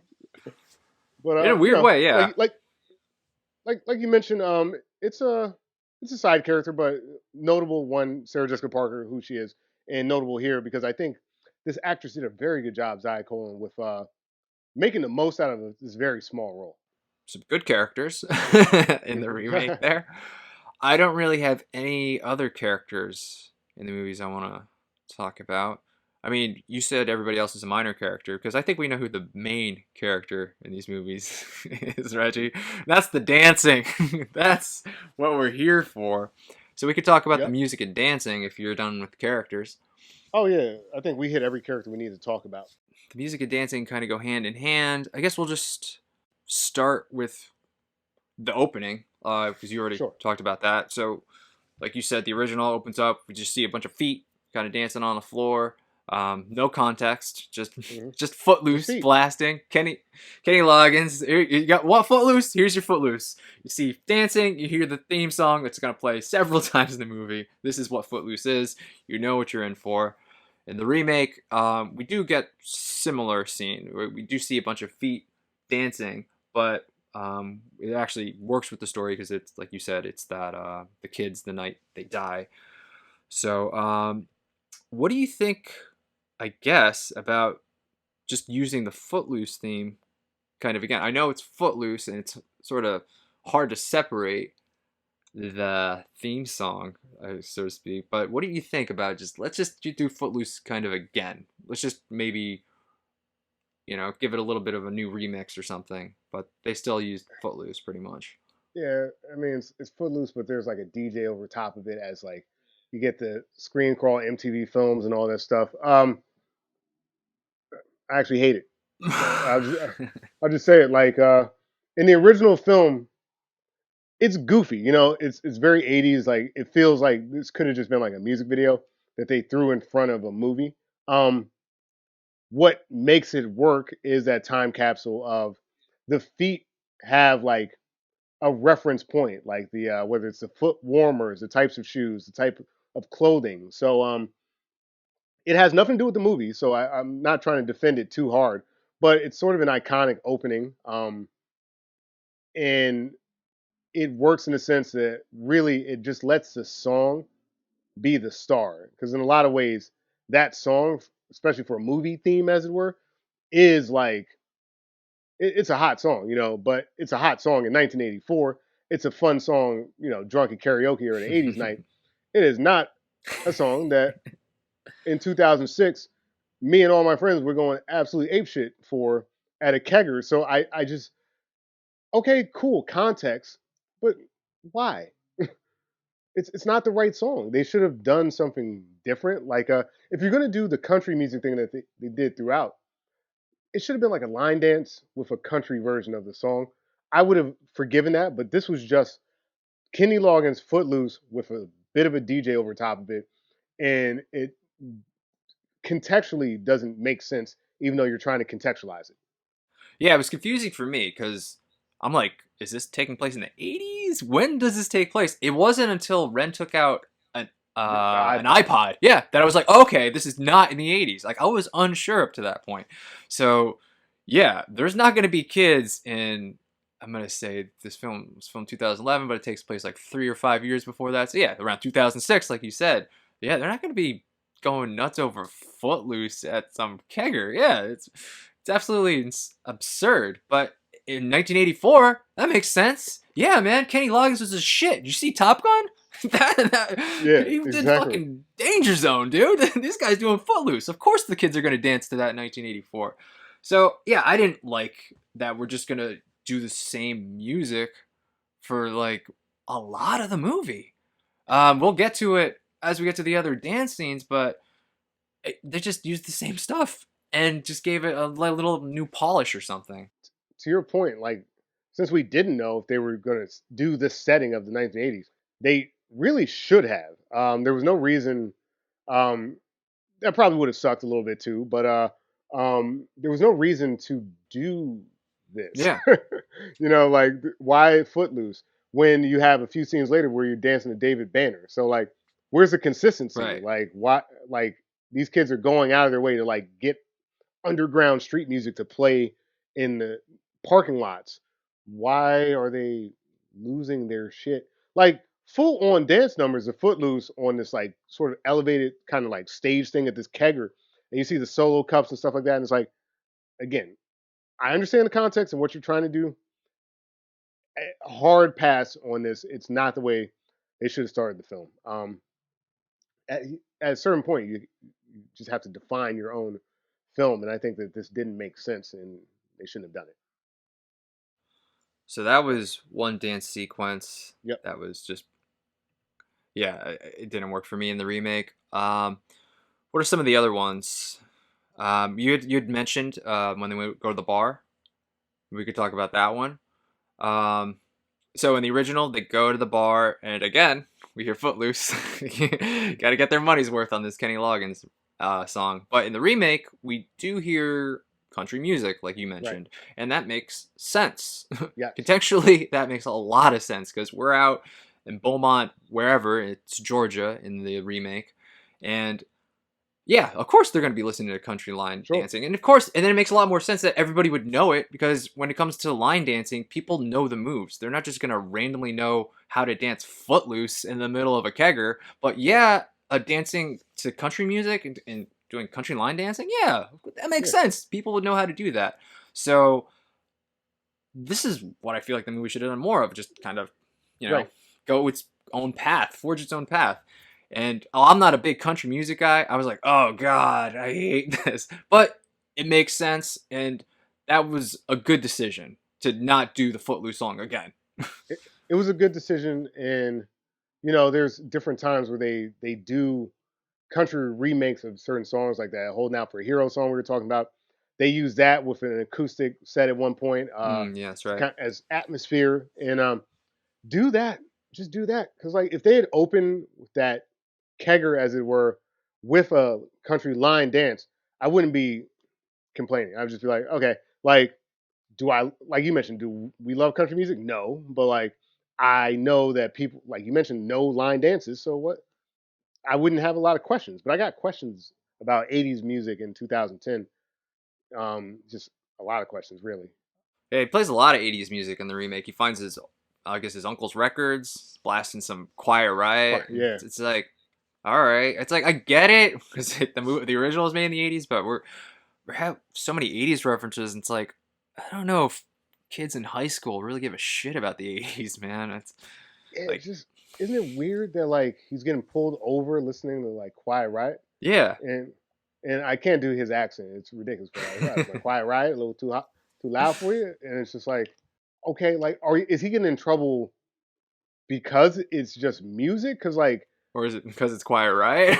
I don't. Yeah, like I could see if he was playing something more modern. Yeah. And then being like, hey, cut the shit. But like, I feel like an older kind of cop would be like, hey, Quiet Riot. Hey kid, why don't you turn it down a little bit? Yeah. I like that song too. Like it doesn't fit into the morality, because the problem in the original film isn't that there's music per se. It's that they've interpreted the music of the time to be sort of demonic, as it were. Exactly. Yeah. So it doesn't work when you're playing music that's like almost, well, was this 1984? Yes, it's over 25 years old at this point. And it's like, whoa, these kids these days listening to this mid 80s music, they're out of control. It's like, that's not what they were doing in the original film. They were rebelling against the music that their parents grew up with by listening to their own music. Right. But now they're listening to their music their parents did sometimes. Right. So what are they rebelling against? It's confusing. Yeah, it's confusing because ultimately, and I think it goes back to the central problem of this movie, because we emphasize the deaths more than the actual. In the original film, it's not about. I mean, it is about the deaths that leads to this overreaction, but really, most of it is about the type of music. So, like the scene that we get in the original film, and I don't think it's in a remake. Speaking of the father-daughter bond we talked about earlier, where he's listening to like Bach or something like that, Right. and she's like, "What? Well, why is this okay? Well, it doesn't excite the spirit. It doesn't make people fornicate. So music is good. It's just not this music. Right. In this bizarro 2011 universe, music is bad because you're gonna do. I don't know. You're gonna crash horrifically. It's not even about fornication. It's like those kids died 5 years ago, and we just nothing. No more music. It's crazy. When you say it out loud, like parents in 2011 mad that their kids are dancing to Kenny Loggins at parties, it's an absurd sentence to say out loud. So yeah, using that old 80s music and just, like I said, just putting a little polish on it, maybe having someone new sing it, but you're still pretty much playing the same song from the 84 movie. It doesn't work. I don't know, because like there was all kinds of like weird sort of like dance moments in that time frame. I would argue that sort of what they're doing with the David Banner thing at one point is kind of like I forget exactly what it's called. There was like a crump. There was a type of like sort of West Coast based dance based off this music. So if they did something with like maybe their country roots, which is like, oh, this is, I hate country music too, but like if you did almost like a honky tonk badonkadonk type of thing, I know I hate that I even had to reference that. But if that's what it was, right? They're taking the music that we like and they're mixing it with this music that we don't like, and they're making it bad, and it's causing the kids to go crazy. That works better than there goes that kid listening to Rat again in his Volkswagen. It's like, what? Come on, What? guys. Feel bad for the kid. The guy has to listen to a Rat in a Volkswagen, for God's sake. You're right. It's confusing, and like I'm trying to think of other sort of dance moments we can reference besides the end. I feel like there's really only like 3 or 4 dance numbers in this remake, right? Yeah.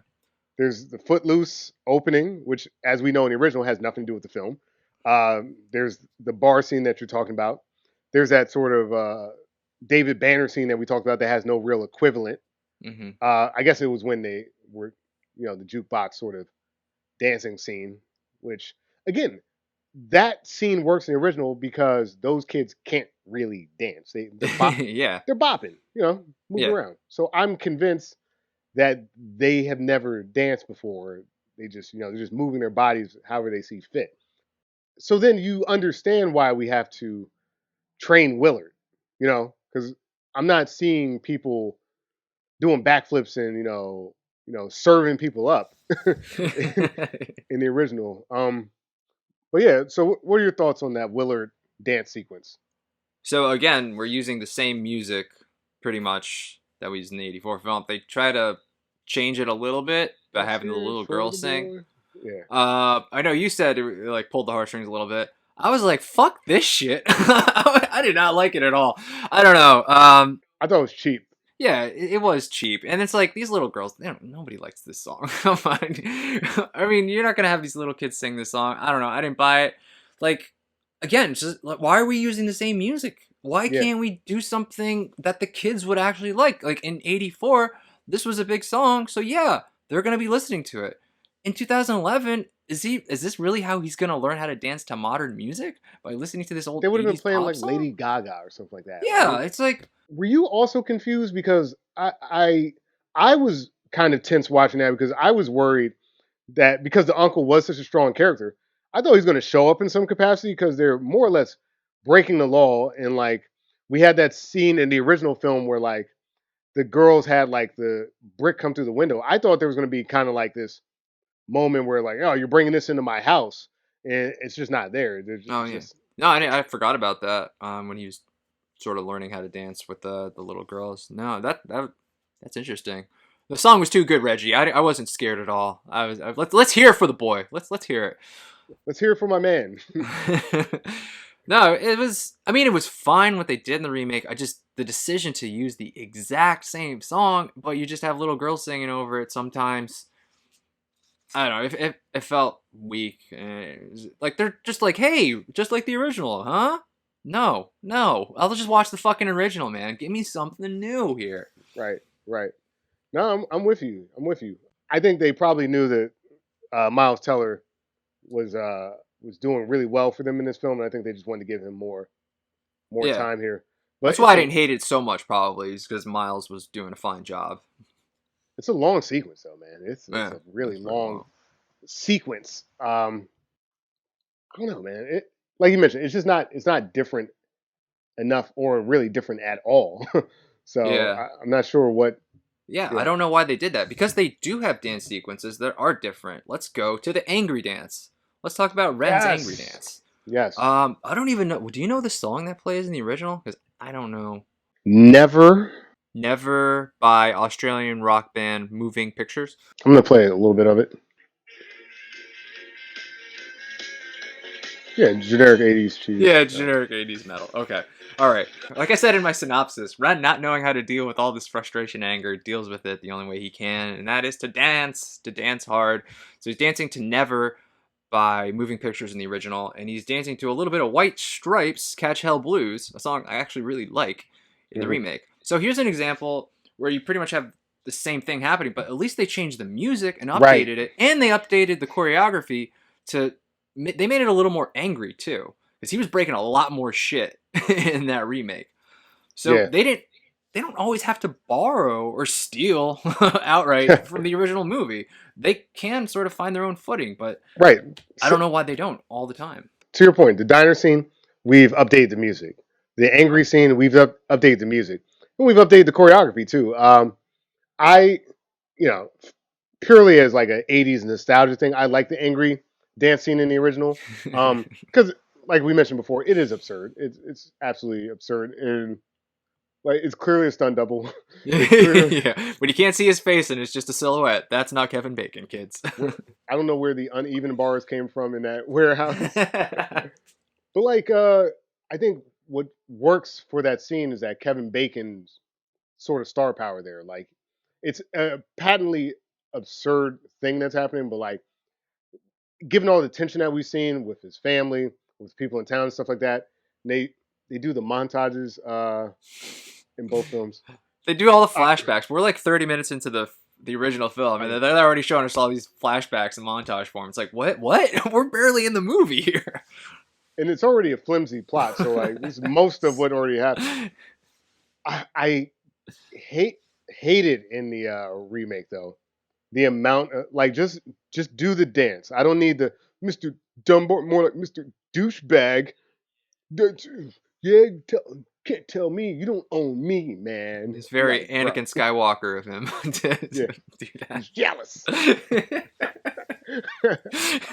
Yeah, that was a weak point. Yeah, but I think I guess his dance just seemed a little more believable it to was me. much more realistic. Yeah, just because he incorporated like the breaking of everything in that warehouse, so you got a little more of that angst in there instead of just the straight up dance that Kevin Bacon was doing.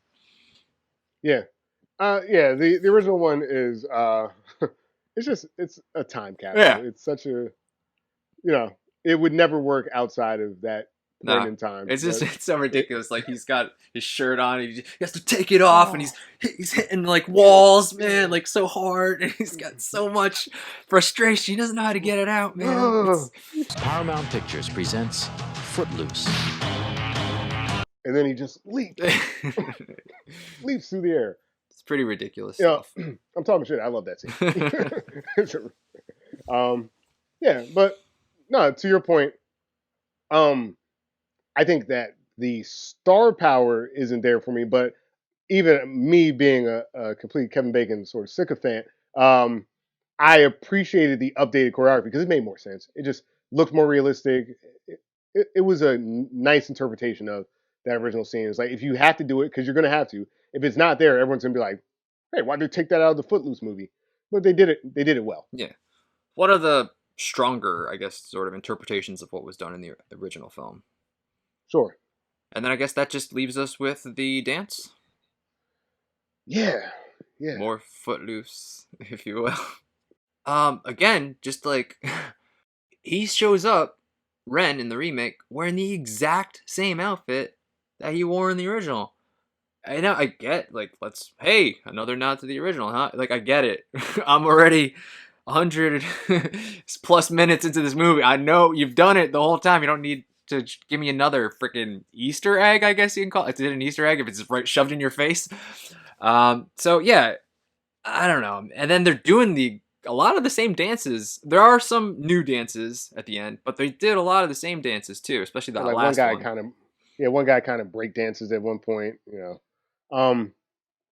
Here's my thing about this sequence, and I was kind of watching on my phone earlier, so I had like the Amazon like X-ray thing up, and it had some trivia and stuff like that. Cool. I just think the scene looks better in the original film. Like I like the way the glitter hits, the lighting and stuff like that. Like again, it is peak 80s iconography there, but like I don't know, it felt clean and coherent to me. Apparently when they were trying to do the glitter or the confetti at the end in this remake, they had some real issues with actually doing it. Like apparently whatever they had at first, the confetti just fell like lead. Oh jeez. So they had to get like more like a different type of confetti, and then they didn't have enough, so like they had to keep vacuuming it up and reusing it. And it took them 20 takes apparently Oh, jeez. to get that scene. And I don't know. Again, I don't think that we built Ren up enough for this scene. You know, like I don't think that Kenny Wormald is that bad, but he's not Kevin Bacon. You know, apparently again trivia. Originally, they were trying to get Zac Efron to play this character, but he was like, I already did the singing and dancing thing. I don't want to do the singing and dancing thing. But like, I feel like Zac Efron has the star power to pull this off. Kenny Wormald, I think he's a good dancer, and that's why he was picked. But when he says "Let's dance," flat, nothing. There's nothing there for me, you know. And to your point, it's almost the exact same thing. Nothing new came to the forefront, really, which doesn't make sense because we had the David Banner diner scene. Right. There should have been some sort of updated thing that happened here, and not just the Footloose ending. Yeah, that diner scene really does hurt this ending. Yeah, because I already saw something spectacular from those kids before Ren even kind of made any mark on the town, and I guess we just have to do this because it's like the original. I don't know. And they do a better job of the people not dancing. You know, like they do this whole scene with the football team. Hey, Yeah. boys, get out there on three, and it's like, no, the couple should have already been doing what they were doing. They were kind of like standing next to each other, not knowing what to do because they've never danced Right. ever. But like we know they've danced in this town, and so like I know the lead guy was already on the dance floor, but he had to get his offensive line to dance too. But it's like, were any of them at that diner scene? Because like those, where are those kids? Because you know, there shouldn't be a problem with dancing in this town because we've seen people dance Yeah. like for real already in the movie. What the fuck's going on? Exactly. Yeah. It's just shooting itself in the foot. Like, these people are scared of dancing. No, you're not. We saw the diner scene. You guys are not only not scared, you guys are amazing at it. So, what's the problem here? Why are you guys all being wallflowers? Yeah, it's a lot stronger in the original where they're just doing stupid bops at the diner, and then all of a sudden in the end they just kind of break out, and then you see all the cool dance moves. There's that one guy that kept doing the thing. Oh yeah, That guy was cool. You know what's awesome? Because like we said, the original like the opening sequence has no context at all for anything else that happens in the film. There is no reason why everybody in town is a professional dancer, but they are. It's just Yeah, it's great. I think it's honestly I just think it's the song. The song is so good. Yeah. They just made a movie around it. They were like, you know what? Like someone probably had a script like, yeah, I got this thing called Footloose. You know, give Kenny Loggins $20 million. Like they built an entire movie around a song that's like 20% of it is loose, get loose, kick off your like it works. Why does it work, man?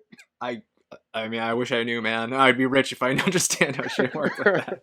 And it really should work. Like I often think of myself as a rational human being, a man of logic and science, and just Kevin Bacon with the glitter, the disco light. Let's dance. And everyone's just going crazy. Like Let's dance! in that opening riff, that doom da doom da doom. It's so good. And in a remake, I'm like, I've already seen this, and I don't care about any of you. I think it's just a strength of the original film because, like we keep saying, it's of its time. Right. Right? This is 1984. Kids are going to be fucking loving the Kenny Loggins in 1984. Not so much in 2011, okay? Maybe if you played the top hit of 2011, I'd be there with you, dancing. But Right. instead, I'm just going, why do these kids give a shit about this song?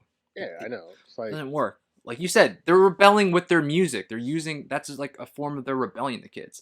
Mhm. Old Kenny Loggins that your parents probably listened to, that's not your rebellion, man. What are you doing?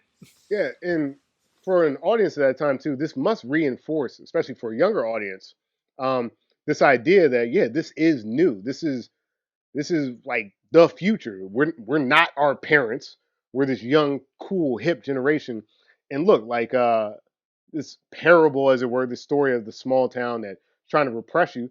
That's society for all these kids. Like, yeah, they're always trying to tell me what to do, man. And nah, but I can dance. And is dancing really like what every kid cares about? No, but they want to express themselves. They want to wear Right. their tie like David Bowie. They want to, I, whatever the hell they do with the kids. But it's captured. Like you mentioned, this remake. What does this have to do with kids now? What? It's 2011. Why do I care if Kenny Loggins was dope in the 80s? Like, where's the Lil Wayne and Lady Gaga? I'm so confused because you just did it again, which is fine if you just make the setting the 1980s. Yep. You barely have to change costumes, just less CDs. Like it doesn't make any sense. Like there's not even anything really for a significant amount of the movie. We both were like, "Is this in the Right. past? Is this, missed opportunity?" All right, Reggie, let's do this thing. All right. I think we already know the answers, but Reggie, should the remake Footloose exist? Absolutely not. It doesn't. It literally doesn't do anything better than a nostalgia trip. Like I'm full member berries when it comes to Footloose. When you recommended Footloose, I didn't want to show you how giddy and gleeful I was because I genuinely like the movie and it's a guilty pleasure. I know it's a dumb, stupid movie. I know John Lithgow, like Shaw Moore. There's not much there. Hell, Kevin Bacon's barely doing anything, but it's of the time. It was cool at the time. They somehow were able to make it feel, without feeling too commercial, exciting. Like I don't normally watch dance movies and say, "Oh yeah, I'm excited." I'm usually like, "Look at this garbage," But like I don't know, they captured something, Right. you know, and it's hard to quantify. And it is such an easy story to follow that you can go in and out, like you were saying before, and still ultimately arrive at the conclusion, you know. And I think it's just because the preacher's more relatable. He's got inroads that you can agree with, even when you disagree with him. Kevin Bacon looks like he doesn't belong in that town. Like he's got different hair, he's got a different style, and I just believe more that these people are coming to a head, and that this guy has the charisma and personality to get an entire town to change its ways and go dance professionally for a night.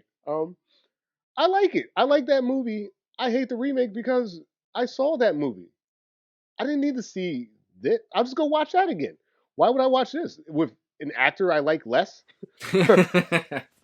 with a plot that makes me question why there's an iPod and you know, uh, like glory, not Gloria Estefan, but like, you know what I mean, like and like old music playing at the same time. I didn't understand what they were doing at any point in the film, so I just don't like it. Yeah, I'm in the same boat with you, Reggie. I mean, I I don't think this remake should exist at all. I had a hard time watching the original too, honestly. I mean, I know it definitely captured something, lightning in a bottle at the time it came out. I think the music is really a huge part of what made that original film work. These songs, like this is the first time like people would hear Footloose. Holding Out for Hero was written for this movie also. So you got some big time songs, Hero for the Boy, it's huge hits. This movie was just a hit machine, so many hits when it comes to music. The remake, I don't know what you're doing, man. You could have easily followed that formula. Let's put out some 2011 songs and put out those hits. Let's make this movie, but for 2011. That's what I thought I was getting into when I was watching the remake. But no, I hear Footloose. I see the exact same shot from the original film with just the feet. So I'm like, okay, we're getting a little close here. And you know my rule, man. You gotta do something new in this remake to justify it being made. I didn't get anything new. We're doing the exact same dance, pun intended, and I didn't have fun the second time for sure. They really missed the boat here. I think the story of Footloose works when they're kids in their music against the old people in their music. Like it's a generation clash thing. Like you don't understand us, we don't understand you. We're gonna clash, but somebody has to win, and you want it to be the new generation, the kids. And that story's not as strong when you're using music that was made before these kids were even born. Why are we still doing the songs from the 80s? I like that music. Doesn't mean these teenagers in high school are gonna like it. I get it. Like, it was cool when it came out in the 80s, but let's make it for this generation. So I think had they made it their own, like, let's have more contemporary songs, 2011, that makes sense to me. Redoing Footloose twice doesn't make sense to me. I like a little nod here, like Holding Out for Hero, like a little acousticy thing. That was cool. Let's have like one or two of those instead of just, oh, let's just do Hero for the Boy again. It's like, why? To your point, I could see it already over here. So I think they just completely missed the boat here. Like, that was a way they could have done it with updated music, or like you kind of gave me this idea, like set it in the 80s, but almost make it kind of like one of those Brady Bunch movies that's kind of self-aware of like how cheesy it was. So just to have a little more fun with it, because it is a stupid plot. Oh, yeah, it is. So, you know, kind of a self-deprecating, kind of a self-aware 80s remake. That could be an interesting way to go with it. A little more humor there. Yeah, almost like satirical. Yeah. But like still like not mean with it, but just like referential, like you're saying. Yeah, but still sort of true to that, like, you know, kids versus adults kind of a thing that they established. So a remake could work. This one, though, definitely no.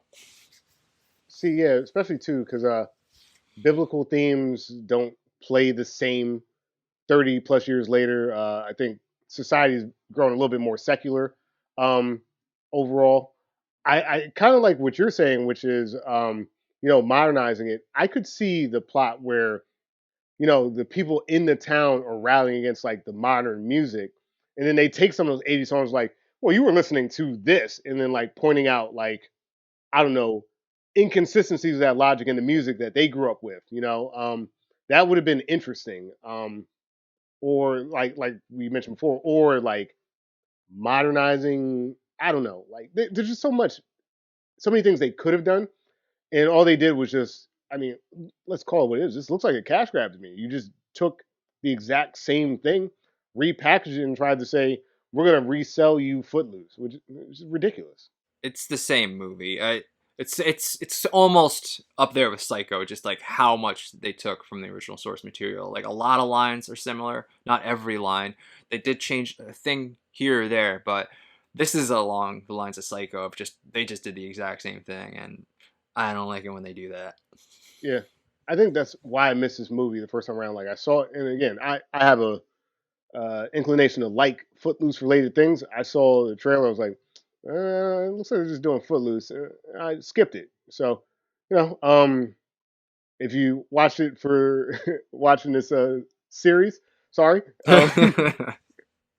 But you know, hey, we had to watch it too, so get over it. Yeah. You know, it's nice when a remake, you know, has references to the original. You know, that's cool. One or two, but everything was a reference. Everything I saw on the remake just reminded me of the original. And it was just like, well, I should just be watching that film. Why am I wasting my time watching this? Because you're clearly referencing this film, and it's much better than yours. I shouldn't be sitting here. So, no good. No good with that remake. There it is. All right. All right. Let us know what you guys think. Do you agree? You disagree? Anybody who loves that Footloose remake, go ahead, defend it. Go for it. I guess at this point we got to figure out what we're doing next. Yeah, and I picked Footloose, so perhaps you want to get us out of this 80s dance craze? yeah, I wanted to do something. Since we're talking about modernization, I want to do something a little bit more current. So, about a week from the day, the Mulan live action movie's coming out on Disney Plus, and I figure, you know, let's give audience members a chance to do something a little more current and recent. So, why don't we do the original Mulan animated film in a live action remake that's coming out soon? Okay, yeah, I like it. We haven't done a cartoon live action remake since 101 Dalmatians, and well, it ended well for one of us, but not the other one. So check out that episode if you haven't watched it, anybody. But yeah, this will be cool. I've seen the trailer for the Mulan, and we will see if it lives up to the original. Totally. First appearances, like you mentioned, we'll see. Yeah, cool, awesome. Mulan, looking forward to it. I'm sure the wives are gonna like those choices too. Yeah. All right. Well, I'm Dan Bulick. You could find us if you guys have any suggestions or just any comments, anything we missed. You know, we're at Retro versus Remake on all the social medias: Twitter, Instagram, Facebook. If you're watching this on YouTube, please leave us a comment. We love interacting with you guys. If you're on iTunes, you can leave us a comment and 5 stars there. We'd greatly appreciate that as well. Absolutely. I'm Reggie Parker. You can find me at RP Comedy on Twitter and Instagram. But definitely check out Retro versus Remake on all the social medias. Like Dan said, love to hear from you. What's your take?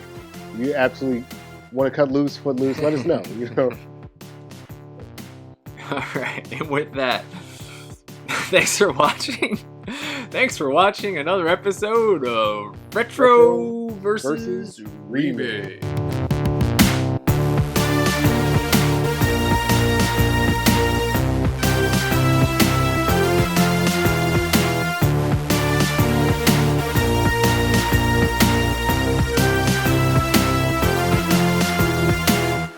Yeah, I didn't have any doubt that we were both gonna just shit on this movie. Like, there's no way Reggie can defend this, right?